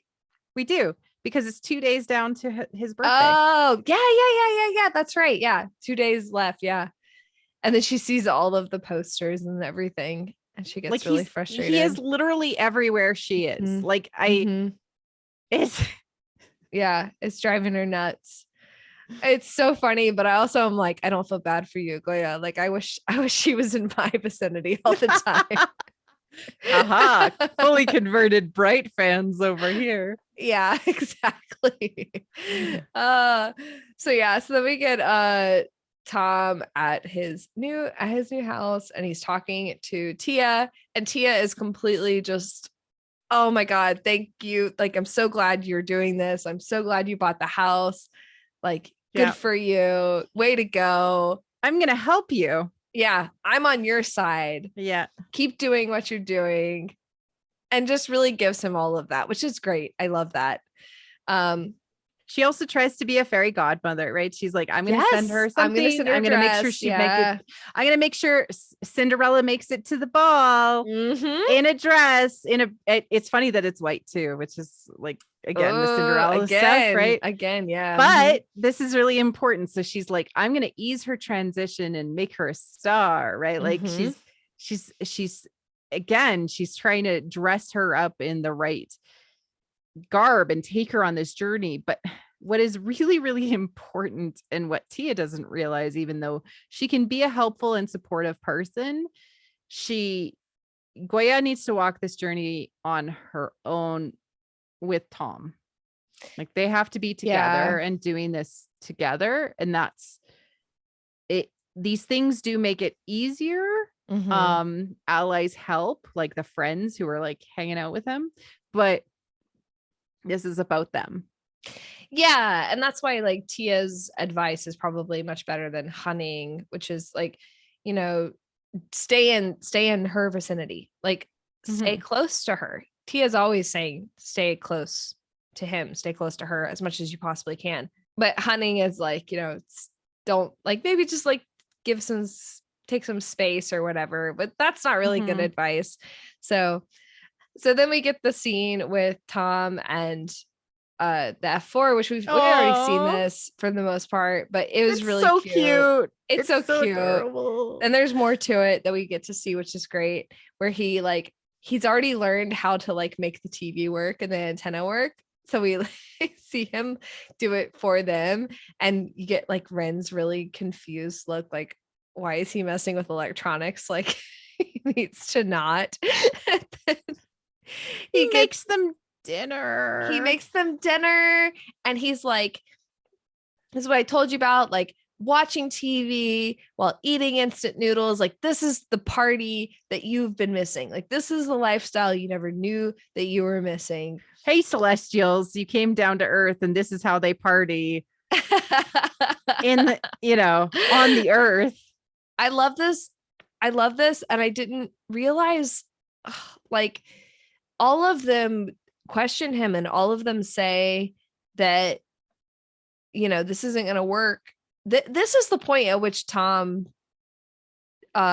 starts to second guess himself. And we don't see this necessarily. We see it a little bit in the next scene, while like there's like a cut in the next scene where Gorya is second guessing herself, and she's also second guessing Tom, and like they kind of showed Tom for a second, but like we don't get this, but this what they say in this scene is really important to Tom, because they say this is not going to work, like you're in over your head, and he takes that to heart because he's also brought them there to help reaffirm, but also to like help him not bother Gorya for another night, right? Yeah. He's like, if I have any issues tonight, like you guys need to be there to help me because I don't want to bother her again. I don't know. Oh man, it is very sexy to watch a man try to figure out how to be an adult. I love it. It is. It's great. Also like, and this goes into like some stuff that's going to happen later, but I'll mention it now. House labor is super feminist. When men do house labor, like the so house like husband cooking, stuff, cleaning, like the way of the house husband, it's super femme gaze. You know, him doing laundry, him trying to figure out doing laundry, him trying to cook, like him learning how to cook. That wow. I love it. But it's, you know, like still to this day, women are out there in the world. Most couples, both partners work, and women are still doing the majority of house work. Yeah. So they work out there in the world, and then they come home and they still do work. Yeah. Right. And Gorya is showing us how tired women are under our culture. Because she has multiple jobs. And then what Tom does is he recognizes that without her saying it. Yeah. And he says, I can do something about this. I can learn how to support you. Yeah. But no one's going to teach him the basics. Yeah. Like, I just feel so bad for them. It's like, it's because we as a society don't teach men the basics of how to take care of others, because that is the true like feminist thing, is that everybody needs to be a whole and complete person. Yeah. And the feminist masculine loves others, cares for themselves and others in a whole way. Yeah. And he's trying, but again, we as a society, like this is showing again, we as a society don't teach our men how to do things. Yeah. Okay. Tia's outfit. Delivery. Okay. Can I? Yes. I mean, it's like literally Tia is like setting her up. Yeah. To match Tom and to go head to head with the mom. She chose an outfit that would compliment him. Yes. And also, again, white tulip. Like, I don't know if you saw the picture of Tu wearing the white dress. She actually posted a picture on like her Instagram. Yeah, of her wearing the white dress, which either means that she put it on just for funsies, or she actually wears it later. Or she wears it later and it's given back to her. Yes. Please give it back to her. I hope it gets back to her because it is beautiful. And it looks like a tulip. What if Auntie Yu keeps it? Yeah, 100%. Oh, yeah, I think so. I gotta look for these pictures now. I know. So, but this is all symbolic. Like, if you think about like so another way to look at the white dress is like Gorya is being given a chance to accept her being Tom's bride. So and worthy, worthy of being Tom's bride. Yeah. And the fact that Tom is the one who rushes in, causing her to throw the dress, causing it to get a stain on it. Like they're in this together. Like they have a journey to go on. Like they both are messing things up, you know, like they're both staining it. Like they're neither of them are ready. Yeah. But it means that she considers for a minute that she would want to wear white for him. Can we just talk about how the theme for Tom's birthday is his color? Red? Oh, do you know somebody on Twitter said that is the red card? Yeah. That's kind of insane, but also accurate. But It's got a deep purple him. to it though. Yeah. It's got a different tint. It's more bloody, actually. It is bloody. I like that idea. That's that deep purple.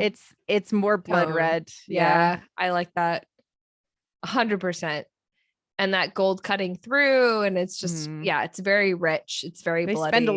They spend a lot of money at printers. Clearly. So funny. So she gets the stain on the dress and she takes it to the dry cleaners, and that's when she meets Talay. Oh, it's like Talay. Yeah, Talay. Yeah. So she meets Talay, which is, I guess, means sea in Thai. And everyone knows this, who has been sharing on like Twitter or like it. I mean, if you know the previous versions as well, he is somehow related to Pupa, who was the guy who got bullied in the first episode, who had the glasses. Like, Pupa's gonna come back. Somehow. Yeah. And I was like, it's gonna be related to the kidnapping. It might be him or something else, but he's gonna come back because they're smart and they're gonna show us the thing, right? Right. Yeah. And I feel like they're doing a combination of like a couple of plots. Yeah. And Junpei.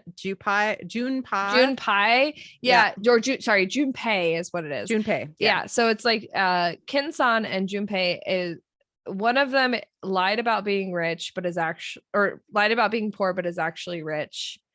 And then the other one. Yeah. Wanting to be friends with Gorya because they're actually trying to get revenge on Tom. Yeah. So that's the key. Okay. So do we want to briefly talk about this?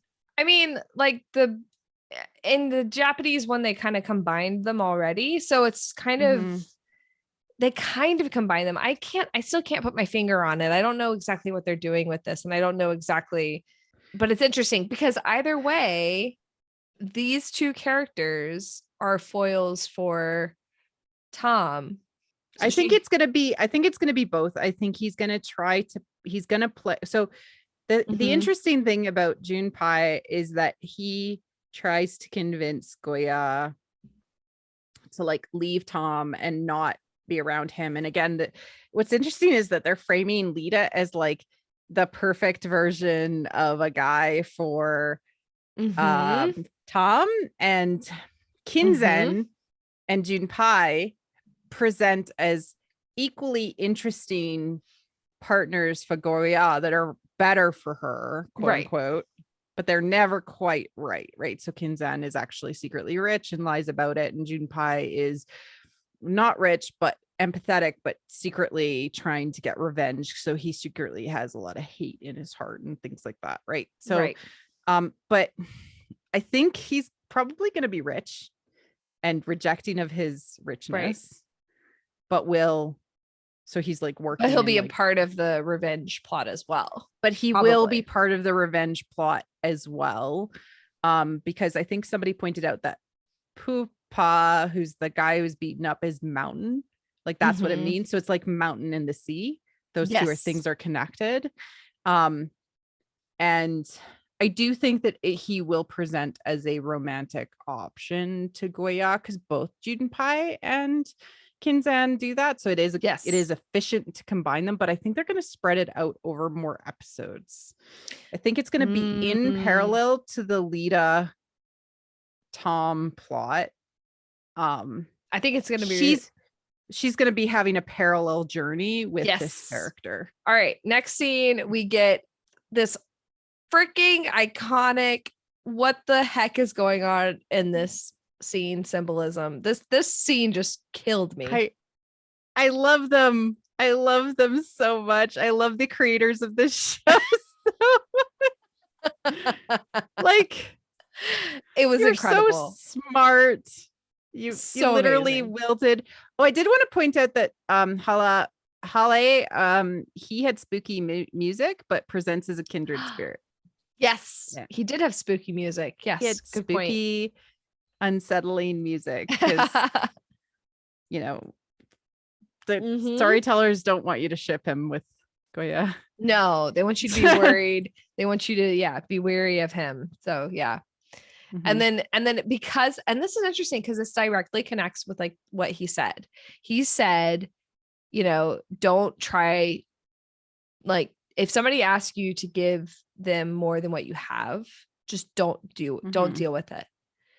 And then the next scene, her flowers are wilting. Yeah. Like, this is all connected to what we were talking about with the Star Bride stuff. She is working hard, but she's not cultivating. She's not doing what she needs to do, and she's not doing what she wants to do, right?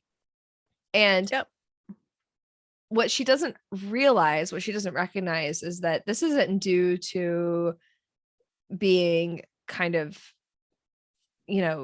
overcome by like what Tom is doing. This has nothing to do with that. This is her giving up on herself. This is her giving up on like what she's actually good at. If she would trust herself, and this is called out in the scene, if she would just trust herself, then she would be able to overcome this. But she's not doing that. And I also wanted to call out that the vase in front of her is filled with red carnations and like white baby breaths.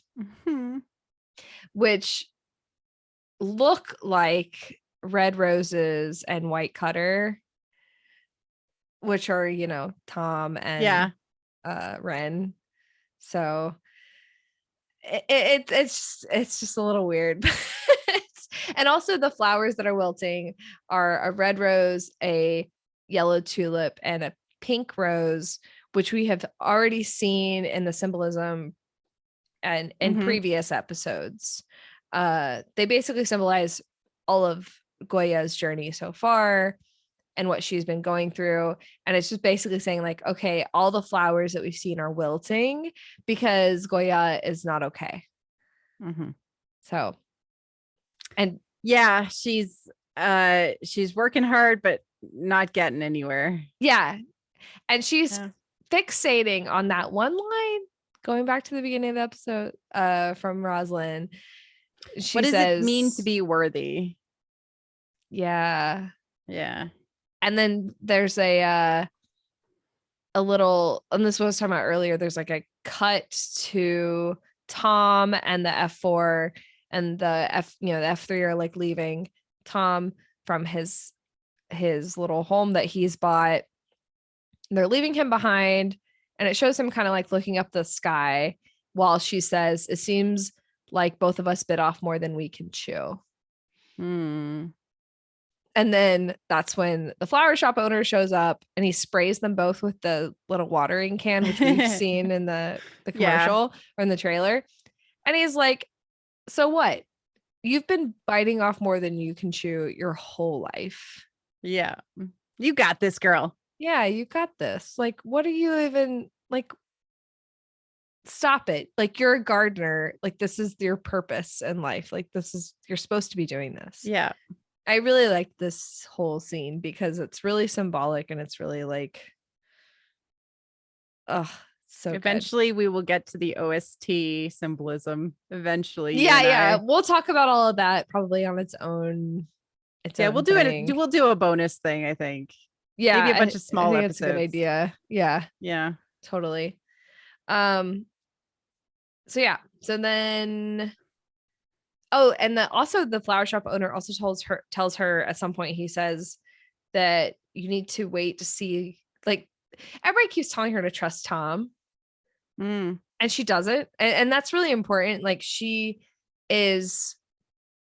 doesn't quite trust him yet in all of those aspects. She doesn't, like, some, but not in all. And he tells her, just see what kind of magic he can give to the situation, basically.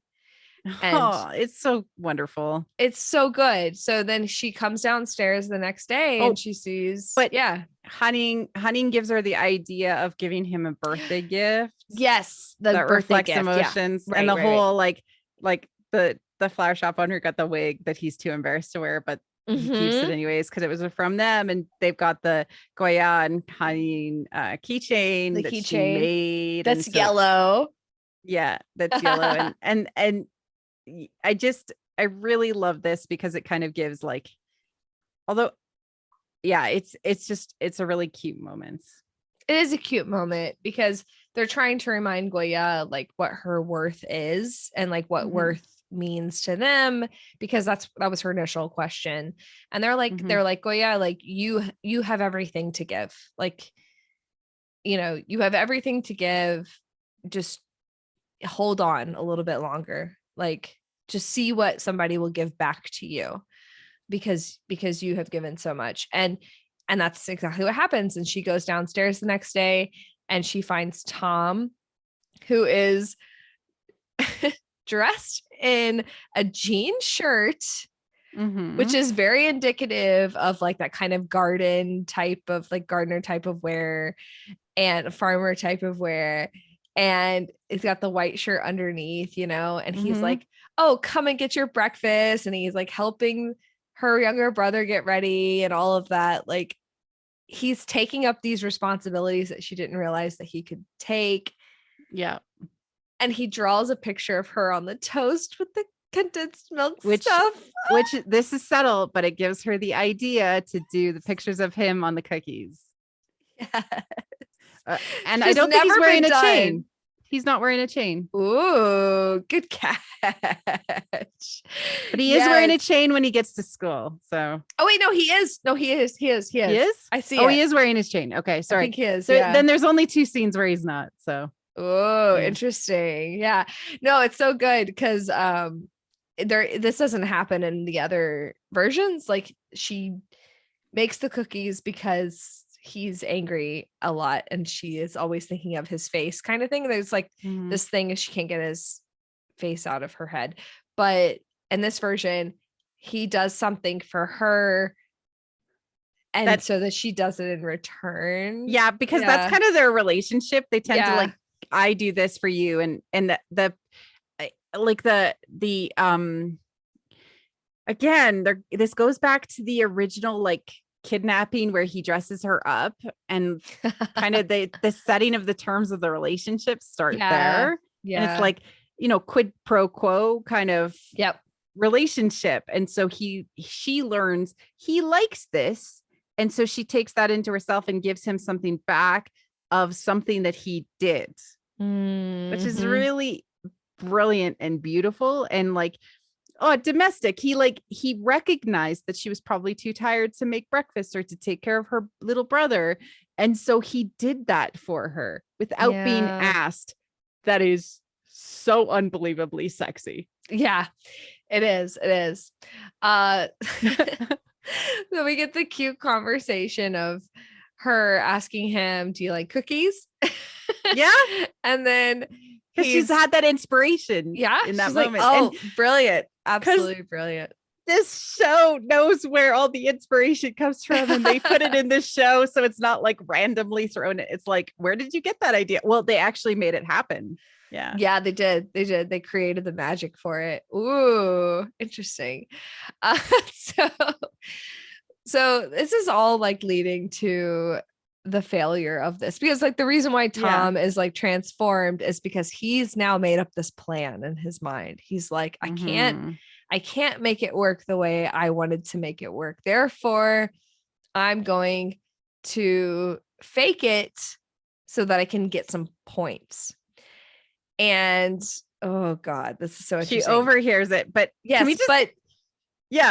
okay, wait. So, because I have something to say about the fooling. Go ahead. Aspect. Okay, animal husbands. Okay, always fool their brides. Yeah, always. And brides always find out. So there's always an element of like, I'm going to fool her to get her, right? This is like a bride quest type of thing. Like they like the husband. It happens in Beauty and the Beast, which we know, right? So she dresses up, you know, but he doesn't quite fully transform, right? Right. but it's it's a little bit more extreme and some more deeper folklore where like, for example, there's like Native American tales of a snake dressing as a human and luring a beautiful princess to his world, and convinces her parents that he is a human, and then takes her back to his world. And then, this is very, very like Eros and Psyche type of thing, right? Tells her, don't look at me at night, when he transforms into a snake. And then she finds out that he's a snake, and so that whole thing happens. But like, it's always the same thing. It's always like the animal stuff is like, he is actually a monster. He is actually an animal. And don't look at me while I'm doing this. Just look away and you'll be fine. You'll be safe. And then she finds out his true nature, and she finds out and what he's doing. It's like lie of omission, or it's directly hiding up the truth, or hiding from. This is all. However you want to look at it, whatever lens you want to look at it. We've seen all this before. I do love that stories. F4 is like hiding out in the administration office again to show their flex and their powers. Like, we got this for the administrator, but we just hang out here whenever we want to, because we're actually in control of the school. This is actually our kingdom.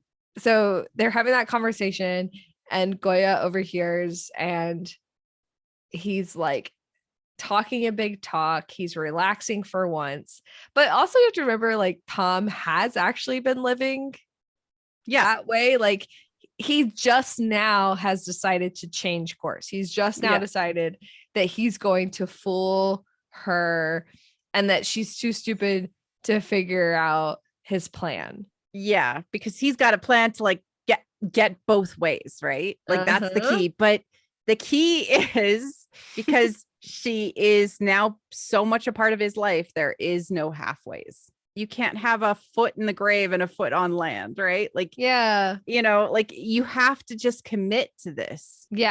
He's got a lot of stuff to deal with, but he is ready and he is willing to give up things.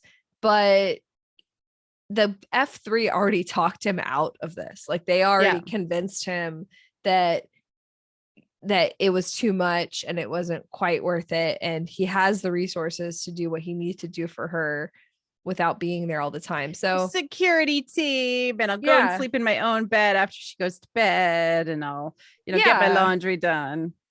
This is not an okay thing, but it's also like logical. So then he does this like villainous laugh, and then he's like, she's so stupid. And then Gorya shows up and she's like, how stupid? And he's like, stupid as a, and then he sees that she's like right there. It's so funny. Did you ever die at the hands of a fool? That's what she says. It's so funny. I love that she hits him with garbage. I don't know why. You don't realize at the moment that she has garbage in her hands until she like hits him with it. Well, it's really funny. It was subtle, because it said like classroom cleaning and her name, and then we got this scene, and then we get her walking by. So I understood it as garbage then, but I didn't know. I was like, oh, she's cleaning. She's on classroom cleaning duty, which I'm sure the F4 never have to do. Of course. Right? And that's what makes it hit extra hard for her at the moment. Yeah. Cause she's like, I'm cleaning right now, and I do all this work all the time. Like, this is just layers and layers and layers of her feeling like he's not doing anything for their relationship, for working towards anything. Like, she doesn't think he's working towards anything. So then she goes outside and she tosses the trash, but then she sees that cardboard cutout of Tom's figure, and she has to draw on it, because of course she does. She draws it red though. She does. She draws in a red marker, which like, this show is so weird. This show is so weird. Like, brilliant. The word you were looking for was brilliant. I love that the red doesn't even show up that great on his face, but they just like stick with it because it's his color. It's his color. Yeah. She's changing his color. This is what this is. He's going from black to red. She's black coloring rose him in to red rose. Yeah, his true self. So then we got our Talay character, how we say it, showing up, and he takes this as you do not like F4. Like you feel the same way about them as I do. We're kindred spirits. Yeah. He sees that back. Yeah. Right. And I have to say, like, the punching of the cardboard cutout is actually, like, especially with the music in the background, the background music they pair it with, it's pretty harsh. Like, it's pretty not okay. Like, it's not attractive. It's not cool for Gorya to do that. This is not a good scene for her. This is not a good look. It's not a good lolook at all. And the fact that he's like happy. Like, do you see his face? Like when she punches it, he's just like, yes. He's like super giggly about it. Like she's being manipulated and she's like, he's obviously taking advantage of her mental state without understanding what's happening. And he quickly builds a set, like an amount of false trust, and that's really key to this character from the Junpei perspective. Exactly. So then they get caught by teacher, they run away real quick, but then he takes her home on his little motorcycle, and she says basically, like, you know, no one understands me at school. And he says, yeah, those rich kids, no way. And it's such a lazy diss. Like, it really makes me mad. Like, I despise this character so much. And in other versions, I didn't hate this character this badly. This guy is getting under my skin. I think it'll be better if he's actually rich too. I think it'll be better. He needs to be rich, because I was talking about this. The true fusion of the Kinzan and Junpei characters. Like, I think, okay. He has Tell to me be more rich. What you're thinking. Yeah. Well, I mean, honestly, he has to be the absolute shadow version of Tom. Yes. He has to be all of the garbage bags that Gorya was carrying. Yes. That's all the shadow. Do they read Bly? It's all of the shadow that is remaining of Tom, because only through the kidnapping plot does he fully come out of all of that shadow and integrate it all into himself and own everything that he has ever done. That is the key. I mean, honestly, like, the garbage bags now totally are shadow. She was carrying the shadow out, and that's where she met this character. Well, dude, that's when she saw him at the school, right? Yeah, that's what. And then, but before with the dress that was soiled, I mean, like that all adds up. Like, it all adds up. Oh, dude. Yeah, dude, that's crazy that they did that. He's rich. He's rich. He's got to be. He's got to be. Yeah, he's got to be rich, and he's also the Junpei equivalent. He has to be. Yeah, symbolically, all of that stuff is in there. So they combined the character more sufficiently. I think so. Yeah, man, 100%. Oh, this show. I love it. I love it. I mean, I was watching it with Corey earlier too, and again, he said the same thing. He was like, "This guy, doesn't he have money because he goes to the school?" Well, he does. He does say he's there on a scholarship, but yeah, I don't know. But it's not. Again, it didn't even resonate with him when he saw it, because he was like, "But isn't this guy like?"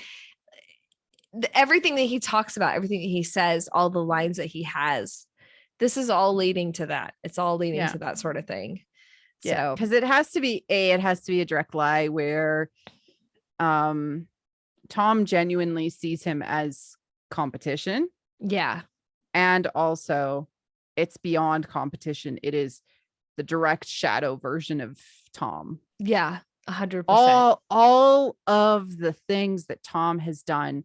I mean, we got a little bit of that with Hana, right? A little bit, the femme aspects of that, but this is the genuine monster stuff that's going to come out, which is yeah. I was hoping this character would just be the helpful one, but fine, be efficient in your storytelling. Yeah. Yeah, I agree. I thought it was the helpful one, but they're going to combine them, so he's not a good guy. Okay, so then we get Gorya giving the dress back, which again, this is her saying she's not worthy of being his bride because of multiple things happening. She's returning a wedding dress type dress. Yes. And there's that idea of, again, the white tulip happening, the white flower symbolism of worthiness and acceptance. And she's just like, I'm not your girl. Tia's not there to accept it, to not talk her out of it. So she gives it to Miss, I forget her name. Auntie Yu is totally keeping it. Yes. And do you notice the maids in the background? The maids, they're in the background and they watch everything. And they're sad. They're sad about it because both Auntie Yu and the maids, all of them see that Tom has improved and Tom has improved the kingdom. Yep, definitely. So then Gorya leaves the place. This is such a great scene to me because Ren is just so good of an actor. And he's like, yeah, I'm just returning these sunglasses like from that Tom left on the yacht. And she's like, oh, a yacht? That's so F4. And she says it with such disdain and such disgust. And he reacts like, this is not like you. Yeah. And he's like, okay, do you have some time? Like, let's go for a walk. Let's go for a walk. Yeah. Yeah. Let's go talk. And this is my big brain. This is my big brain for the episode. Put on your tinfoil tiara. Yeah, tinfoil tiara. Oh my God, I forgot to talk about that earlier. Oh no, we can talk about it now. Very briefly. Yeah. What is a tinfoil tiara? I sort of made it up. Yeah, Marie Claire made this up back during our days in the Star Wars fandom. And basically a tinfoil tiara is a tinfoil hat, but you're doing it from a femme gaze perspective. And that's why it's a tiara. However, if you want to name it whatever kind of hat you would like to name it, you can do that. So if you want to put on your tinfoil beanie, you can absolutely do that. Or your tinfoil bucket hat. I also went with tinfoil tiara because there is no wrong in exploring possibilities, speculation, what these symbols mean. There is no wrong. It's just play, right? Like it's just fun. And we're all queens, we're all royalty when we're doing it. And we have these big brain thoughts and we're like connecting things. Your tinfoil crown.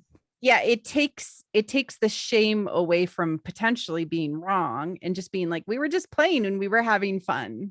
Exactly. And that was really fun for us from being women in the Star Wars fandom, being feminine in the Star Wars fandom, and coming from a feminine perspective in that fandom. It was really important for us to call out that and to constantly talk about our perspectives. So you've put on your tinfoil tiara and you're going to tell me your big brain thought. Yeah. Let me tell you my big brain thought. All right. So the bridge behind them is green.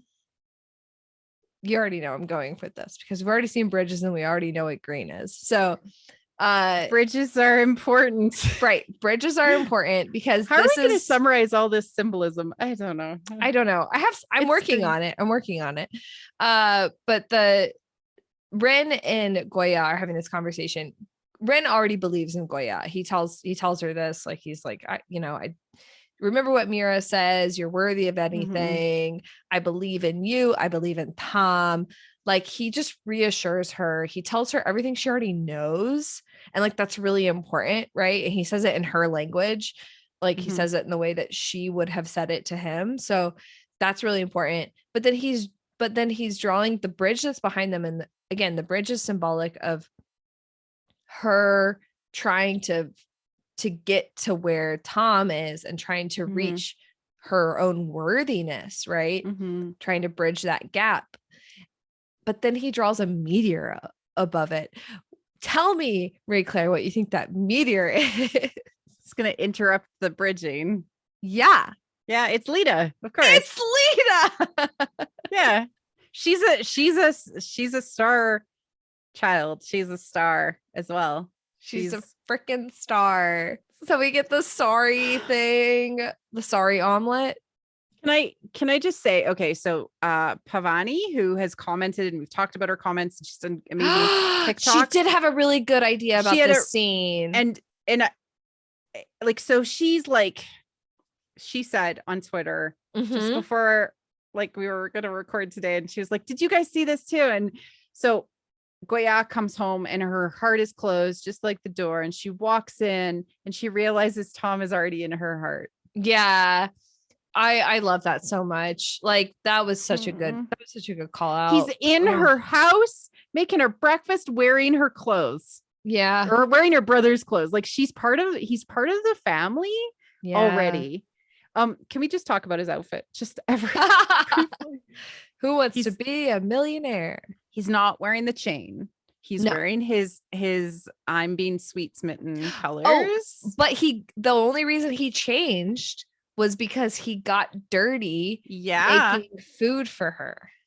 Being in the dirt because he is trying to be with his star bride. He's been working. And it's wearing the very ironic "Who Wants to Be a Millionaire" shirt, which is like this is worth more than money. Yeah. Yeah, I love that. I love that. What is this freaking show, Ty? It's insane. It's insane. And yeah, this goes back to the whole like the king and the clever girl thing too, right? Like he's been given a challenge even though she didn't give him anything. She did not say anything. She demanded it just by being who she is. Yeah. Yeah.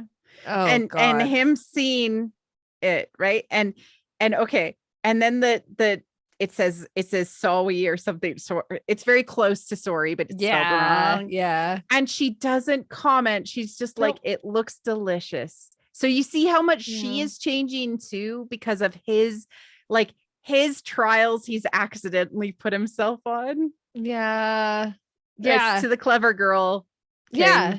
Because that's the whole point. It's like, you know, you challenge each other, you become stronger for it. And at some point you recognize that and you find that really attractive and you continue on. Like, it's so cool. Oh my God, the face he makes when she compliments him. He brightens up so much. It's so good. It's so good. Bright is amazing. Bright is getting better and better per episode. And I know they did not necessarily shoot this like in sequence, but I'm like, what is going on? Like, he's so good. Oh my God. He's adorable. And he just like, he's lit up like a star. He really is. He really is. He just completely lights up. So, oh my God, my heart. So yeah, I know it's too much, but really like, this all comes down to like, all he wants is time with her. And he's doing everything in his ability to spend time with her, and time. It keeps on coming back. Like the clocks, the countdown to the birthday, like all of this, we're running out of time. This just like his entire thing reminds me of the Death Cab for Cutie song, "I Will Possess Your Heart." Oh, right. We just got to spend some time, love, with me, and I'll possess your heart. It is such a good song, although it has like the longest lead up in existence. You're like, is this song gonna friggin' start? It's like an 8-minute song, and the lead up is like 5 minutes of it. So hilarious. Listen to it, but it it's like this, that song to me is like the theme song for this part of their journey. I could see that. Yeah. They're present perfect, right? Yeah. Exactly. They're present perfect. Ah, it's so good. So yeah, so then he eventually he convinces her to stay with him, but he doesn't immediately tell her why. She figures it out, and and he's extending the moments because it's just being with her. And she does say at one point, which is really interesting to me, because he's like, I need to talk to you about something. And then he's like, I can't do laundry here all the time. I got to take it home sometimes. Like he's basically saying like, I'm willing to meet you at the middle. Yeah. But she also says to him in response to that, it's up to you. If you can't do it, don't force it. So we see that a little bit more of that creeping in, where he takes that as like, I appreciate that because I have my limits, just like you have your limits, but that's not actually where that's coming from. No, she's actually trying to shut him down. Yes. And because it's coming from Talay saying what he said before. If you can't do it, if it's too much for you, don't do it. And this not shows, okay. Yeah, this shows up in several other arcs, but it's nice that they're leaving down this path now, because this is a really important thing. Like the giving up, it's too hard. I'm, you didn't find me worth it. Like all of that, like it's a challenge back in some ways to her. This is the first time she's really challenged him back, which is cool. Exactly. Like officially. Exactly. Also, she realizes that she also wants to be with him for this special moment that's important to him once he says it's important to him. Yeah. Once she realizes what's happening and how close they are, she's like, okay, this is adorable. I'll stay here. So, we get the best moment. Oh, can I ask one question before we move on to the amazing moments here? Yeah. Why is his birthday important to him? Okay, so this is my headcanon on why his birthday is important. I don't know if we'll ever find out. I hope we do, but okay, here you go. Okay. It is the only thing that is actually Tom's. Oh God. That's the only thing that's actually his. Oh, because nothing is actually his. It all belongs to like the family name. Oh no, that makes my stomach hurt. I'm sorry. And that's why the homemade gift, being an edible version of him, because he says he eats everything. Yeah. Is so important. And bees eat everything, right? Honey badgers eat everything, right? This is important. And he's just like, the cookies are gonna be so good. Just like I need this. I need this in my spirit. I need to heal with this. This is so good for me. I need this. I'm so excited about him finding the cookies. Okay. Do you like my headcanon? Even though I love it. I think it's brilliant. I think it's amazing. I absolutely agree with you. And it makes me hurt for him even more. So because he has nothing that is his. Yeah, he has nothing else. Yeah. So we get that Tom vision. Oh God. So I actually saved. So the director Patha, he posted the script part for this. I didn't see that. You did not see this? Okay. No, I've been so busy this week. I know. Okay, give me. Am I gonna cry? Am I gonna cry? Am I gonna cry? It's not that intense, but it's like, it's really good. So the part, okay, I'm gonna read a tiny bit of it because I think it's really important. And this is a translation. Covering my mouth, I don't want to squeal or anything. I know. Yeah. This is a translation, by the way, that somebody else posted of the director's I'm sure it's great. Right. Yeah. Okay.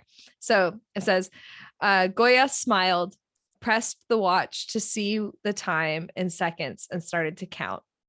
Tom slowly closed his eyes. Gorya starts to count down. 10, 9, 8. Skip ahead. Tom opened his eyes, little by little, slowly, so slowly, until everything was blurred and gradually came back to be clear. The image in front of him was not different from what he expected. Just a little girl in her shabby student uniform in front of an old house. But Tom looked at her as if he didn't want this image to disappear. He lightly smiled till Gorya's heart inevitably beat faster. Tom says, "Happy birthday." Gorya, can you say happy birthday to yourself? Gorya laughed out that Tom wished himself a happy birthday. Then they both looked at each other. Tom smiled happily. That's it. That's what he posted. What is this show? Right? The amount of we you and I have read scripts before. Yeah. It does show that 3 women are writing this show. The amount of emotion that is in the script, the amount of direction to emotion, right?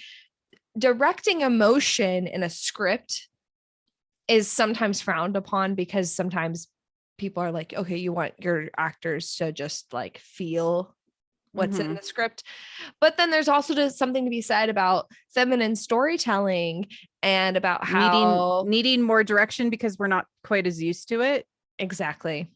Yeah. You have to lead people to see what your vision is because we're so used to seeing that male gaze. We're so used to seeing through the lens of like a man behind the camera that we need to be told what it means to feel like a woman behind the camera. And to see Tom look at her in that way and to see through this is a male lens. Like you're looking through Tom's eyes. He is a man. But this is feminine gaze storytelling. Yeah. We've talked about how that sometimes happens in like perspectives. Yes. And it's incredibly wonderful to see internal male perspective written femme gaze. Yes. Again, feeling. It's about emotions. It's about feeling. Feminist show. Yes, it's a feminist show. This is because it's not about possessing. It's not about domineering. It's anti-domineering. It's about feeling. It's about being connected to yourself and your emotions. And then that allows you to connect to others. And we also get, for about 3 or 4 seconds, we get Gorya vision. Yeah. And so we see Tom looking at her because another part of feminine gaze theory is about the feeling of being seen, right? Being seen also is something really important for women because we are seen so much and we are seen so as an objectively so much. So we want to be seen as a person and we want to be loved through that gaze. So there's something so special about this moment that makes me happy. And I think I posted on Twitter, I said this moment between Gorya and Tom is just as good as a kiss. Yep. Because they're and somebody they're else, they're not even touching. Like that's like they don't touch. Yeah. It's mind-blowing. And it all goes down to now I want to read all of the scripts. Like I agree. This show, we keep on saying that, but like we wouldn't be acting like this if it wasn't worthy of this. Like we wouldn't be doing this if this wasn't like so good. We would be deep diving and we talk about the parallels to the other shows, but there's so much to talk about that like you and I end up talking way longer than we probably should. Way longer. Yeah, it's what happens. All right. Cookie making. We got the cookies. They're so cute. And they look like the faces of Tom, which was one of my favorite moments in Meteor Garden 2018. Still to this day. I was so glad that we got that. And I was also glad that they had them make the cookies with friends. Right. That really made me happy. This was a group effort, which is so beautiful. Also, Gorya picks a dress that is bluish gray, which I had some theories about, and I was kind of wrong. What it ends up coming down to is the fact that like Ren is the one who talked her into going.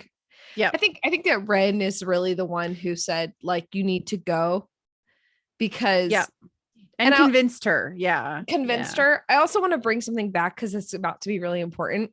So I want to go back. She's wearing Mira's shoes too. And she's wearing Mira's shoes. Yes, exactly. Cinderella shoes. They're Cinderella shoes.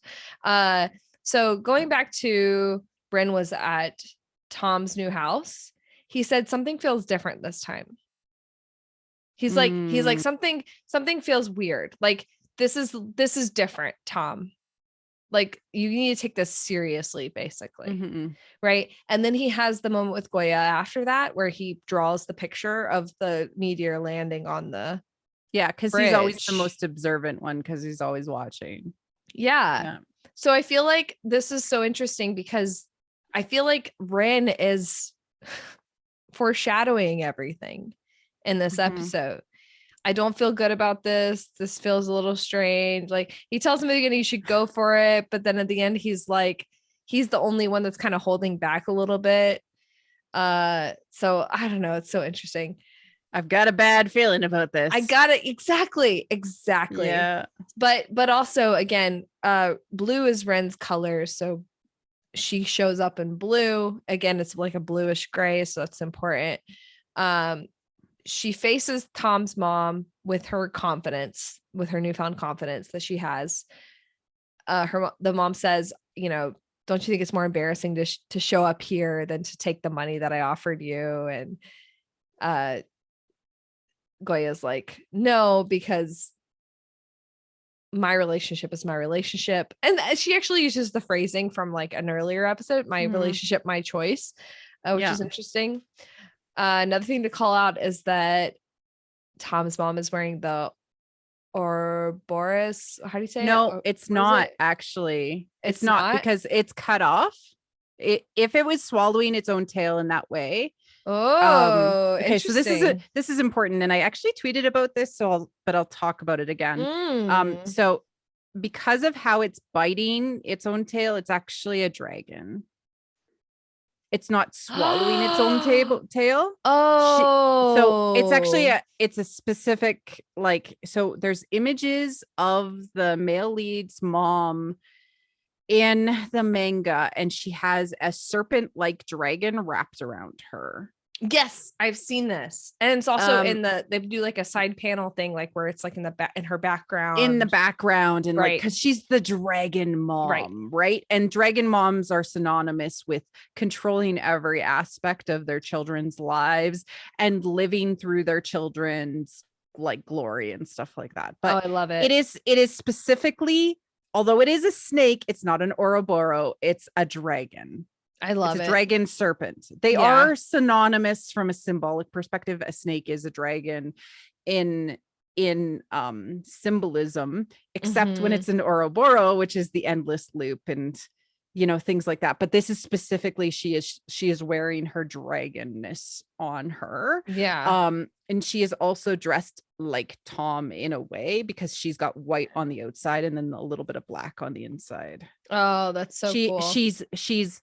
She's like, and this is to the comment that we read out earlier on. She is like, I'm the queen and this is the king and this is our power structure. It's a little like, it's like a little reverse Oedipal. Yeah, it right? is a little like, yeah. Right, because I'm getting my patriarchal power from my son, the king. Yeah. That's interesting. That's really interesting. Yeah. Woo! So much stuff is going on with the costumes. It's always like like a lot to think about and absorb, and like what is the story telling us and how is it telling it us, and there's a lot going on with that. It is. Another thing to call it is the fact that MJ has a moon on his lapel. Oh. Yeah, I can't see it. You can't see here, but like he does have it's like on his lapel. It's a little brooch that he's wearing. So that's, again, it's really important for MJ to be the moon. It's really important to keep everyone in balance. And then the F3 approach Gorya, and they all say like they're all impressed. Really, that was amazing what you just did. No adult has ever done what you just did. Which is foreboding, because it's like if no one's done that, then like what kind of consequences are going to come her way? So then this is the best. This is the best thing that's best like moments. Ever happened. Yeah. And he lifts her up and he's like, we'll make, and you're the star. You're the star. Right? You're the star. You're the star bride. Yeah, you're a star tonight. How am I a star? And he lifts her up. And this goes back to like the whole idea of how the F3 or the F4 in general, all of them are subservient to her and are lowering themselves in her presence. Yeah. And because she's their queen now, and they would carry her to the king. Exactly. So instead of bowing to her here, they just lift her up. And it's beautiful. And also Gawin, this is important. Gawin is although Rin is Tom's kind of like best man, his right hand, his best friend in general, Gawin is the second in charge. That's really important, and that's consistent through all the versions, because Gawin is really smart and he's not a dreamer, and he's logical, and so he keeps things in check whenever Tom is not there, whenever the male lead's not there. So the fact that he is the one who lifts her up is really good, because if it would have been Ren, there would have been like this romantic element to it that would have been a little odd. MJ can't really do it because it wouldn't have been as kooky, it wouldn't have been as funny, so it has to be Gawin, and it's perfect. It's just it's so good. And then he can see her and he smiles and he comes over and he's like, whoa, be careful, like and he's worried about her all the time. Like that's this little moment where she comes down and she kind of is unsteady. He's like, oh, you okay? Yeah. So there is a moment. So he looks back when he's talking to other people and he sees that she's with the rest of the guys. And he's like, yes, like everything is good in the world. Like everything is how it should be. It's my girl. It's my guys. Like this is how things should be. And then everything is right. Yeah. Everything is right. And then he comes up to her, Gawin lets her down, and she kind of stumbles. Are you okay? And then she looks at him, not wanting to compliment him. Do you have to be all dressed up? And he says, if you want to say I look handsome, why don't you just say it? Yeah. Okay.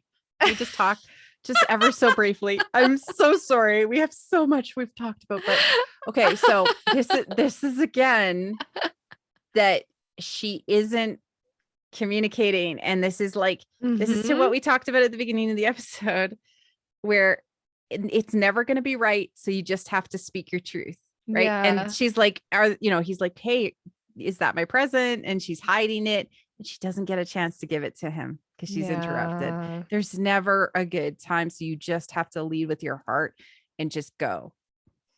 Oh, what's interesting though, is that all over the Twitter today, the Twitter universe about this show, is that this particular scene had so much chemistry in it. Yeah. Like this was incredible for people. People were like, oh my God, this is so good. Like this has so much chemistry. This is exactly what I wanted. This is exactly what I needed. But you're right. She's not saying much. Like they have incredible chemistry, but they are playing still. Like Yeah, she's like, but it's cute. Like it would be just like, I don't want to show you the present yet. Like I want to give it to you in private or something like that. So I can see your reaction. She's also a little ashamed. And like in previous iterations, like she was kind of ashamed that she showed up with cookies when he was getting all these other nice presents. They did show the presents table. Briefly. Oh, they did. There was totally the maids over the maids were collecting the presents at the presents table, so they did show it. So that could be inferred, but I don't think it was long enough, and we didn't get her reaction to really feel that in this. But it to me, this comes off as more chemistry and cute. Like she's just hiding it because she just wants like a moment, or she wants to give it in her own time or whatever, and that's okay too. I think that's great. I just know that this is like, there is no time to delay with this relationship. They need to be truthful with each other, and every interruption gets interrupted with another trial. Exactly. Especially with the short form of it. Cause in like Meteor Garden, which is longer form, we get that moment where they get to kind of run off together and they get to have that moment. Yeah. And they have their first genuine kiss. Yes. Then we are probably not going to get that in this version because we do get the fiance that's introduced, and that's going to, there's something that happens. So we won't spoil that, but yeah. So then this is the end of the episode, basically, which leads us to like our big thing, which is that Lita comes in and she's wearing this awesome dress, which is obviously like this designer type of thing with like love written on it with hearts and like cool graffiti style design. And she's wearing a pair of like Nike sneakers, which I really wanted to call out. I think this is the first thing I posted today after I finished the episode. I was like, I cried over so many things this episode, but the main thing was about Lita's shoes, because if you think about the importance of shoes in this whole show, and you think about where Gorya is confidently putting on Mira's shoes, going to this party, and then this random girl shows up to take her man who's wearing shoes that she would have worn before she had this whole experience. Yeah. Like, this is totally unexpected, and it's not what anyone, was planning for. And on top of all of that is that she tackles Gorya just like Gorya tackled Tom. Yep. Side note, she is wearing all of the colors of Tom's victory shirt, which is also a Nike shirt. Dude, I mean, goddesses, right? Yeah, she's a goddess. Yeah, she's a goddess. Yeah. Well, and she's like, this is so interesting about her character, because there's a lot of things she can be. She's meant to distract him, but she's not a bad character. No. But she's also meant to distract Gorya. So there's a theory going on Twitter, which I love, just based on this tiny little snake. And the like look. Yeah, the tiny little look. It would be cool if it came, but yeah. The general theory is that Lita will not be interested in Tom, rather she's interested in Gorya, and that will play out. I don't think it's going to happen, because we had the shot of Lita, the bedroom scene in the trailer. Yeah, I don't think so either. I think so. There is a key that Lita doesn't feel a connection with anybody else in her sphere the same way that she does with Gorya, and they become genuine friends. And that's important. That's probably the chemistry that they're going to go with. I also have I have my own theory, and I apologize for this, but like there's an interest to me. There's an interest from Rin's point of view in someone like Lita. So if they were to pair Rin off with anyone in the show, yeah, it would be Lita. You think they're gonna just like marry them all off at the end? You've paired off everybody. So here's the thing. I do that with everything I watch. It doesn't have to be heterosexual. I do that with any. Yeah, I do that. Yeah. I want everyone and everything I watch to be paired off. I just do that. I know that it's not.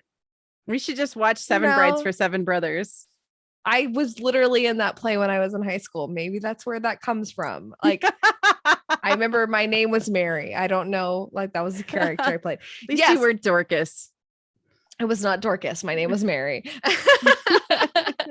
but like, honestly, like, I love that. I love that because I just love, I like people finding love. I like people being partners, you know, I like partnerships. Yeah. And then that character, the fiance character, usually leaves and like comes back and is a helpful person. Yes, she does come up in the later stories. She's not necessarily romantically involved with anyone. She's just there. And yeah, I don't know. I find it interesting.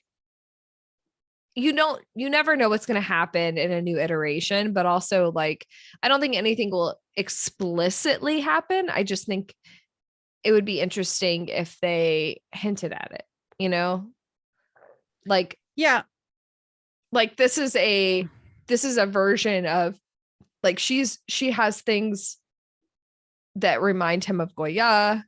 She has things that remind him of Mira. Yeah. She's very much like a combination Mira, Gorya. Exactly. Yeah. Yeah. So it would be interesting. I can see it. Hey, I can see it. I don't know. I ship. I don't know. I also ship Gorya and Lita. Like, I don't know. Like, that's awesome. Like, give me all the ships. I just want to see all the ships. Yeah. But yeah, this was a good episode. This was, obviously we talked about it like for freaking ever. So it was clearly a good episode. What episode of this show is not a good episode, Ty? I mean, it just keeps getting better. But yeah, so we'll be doing MC and I are working on making a symbolism summary video of everything we've seen so far in the show. And it will cover through now, through to the midpoint. Yeah, mid-season. This is important. So we'll cover all the stuff we think is important up to the mid-season. And we will also do a slide deck for people who are a little more interested in going, more to the resources, more in depth, that kind of thing, but also something you can share, and something that you can watch to like easily review the stuff that we've talked about. Yeah. Cause it's like potpourri through our analysis as well as our fangirling. Yes. 100%. We're trying to figure out how to get people up to speed because there's so much. There's a lot and people do want to know. So we're willing to share and we're willing to try to distill that into more easy to. We're also going to try to do mini OST, especially with the videos, symbology reviews. Yes. But we'll see when we have time to do that. Over the next little while. Yeah. We'll try to maybe do one every once in a while and get them out. Yeah, I agree. Yeah. That shouldn't be too hard. I didn't think there was a new OST this episode, which is kind of nice to live with the current themes we've got. We got a break. Thank God.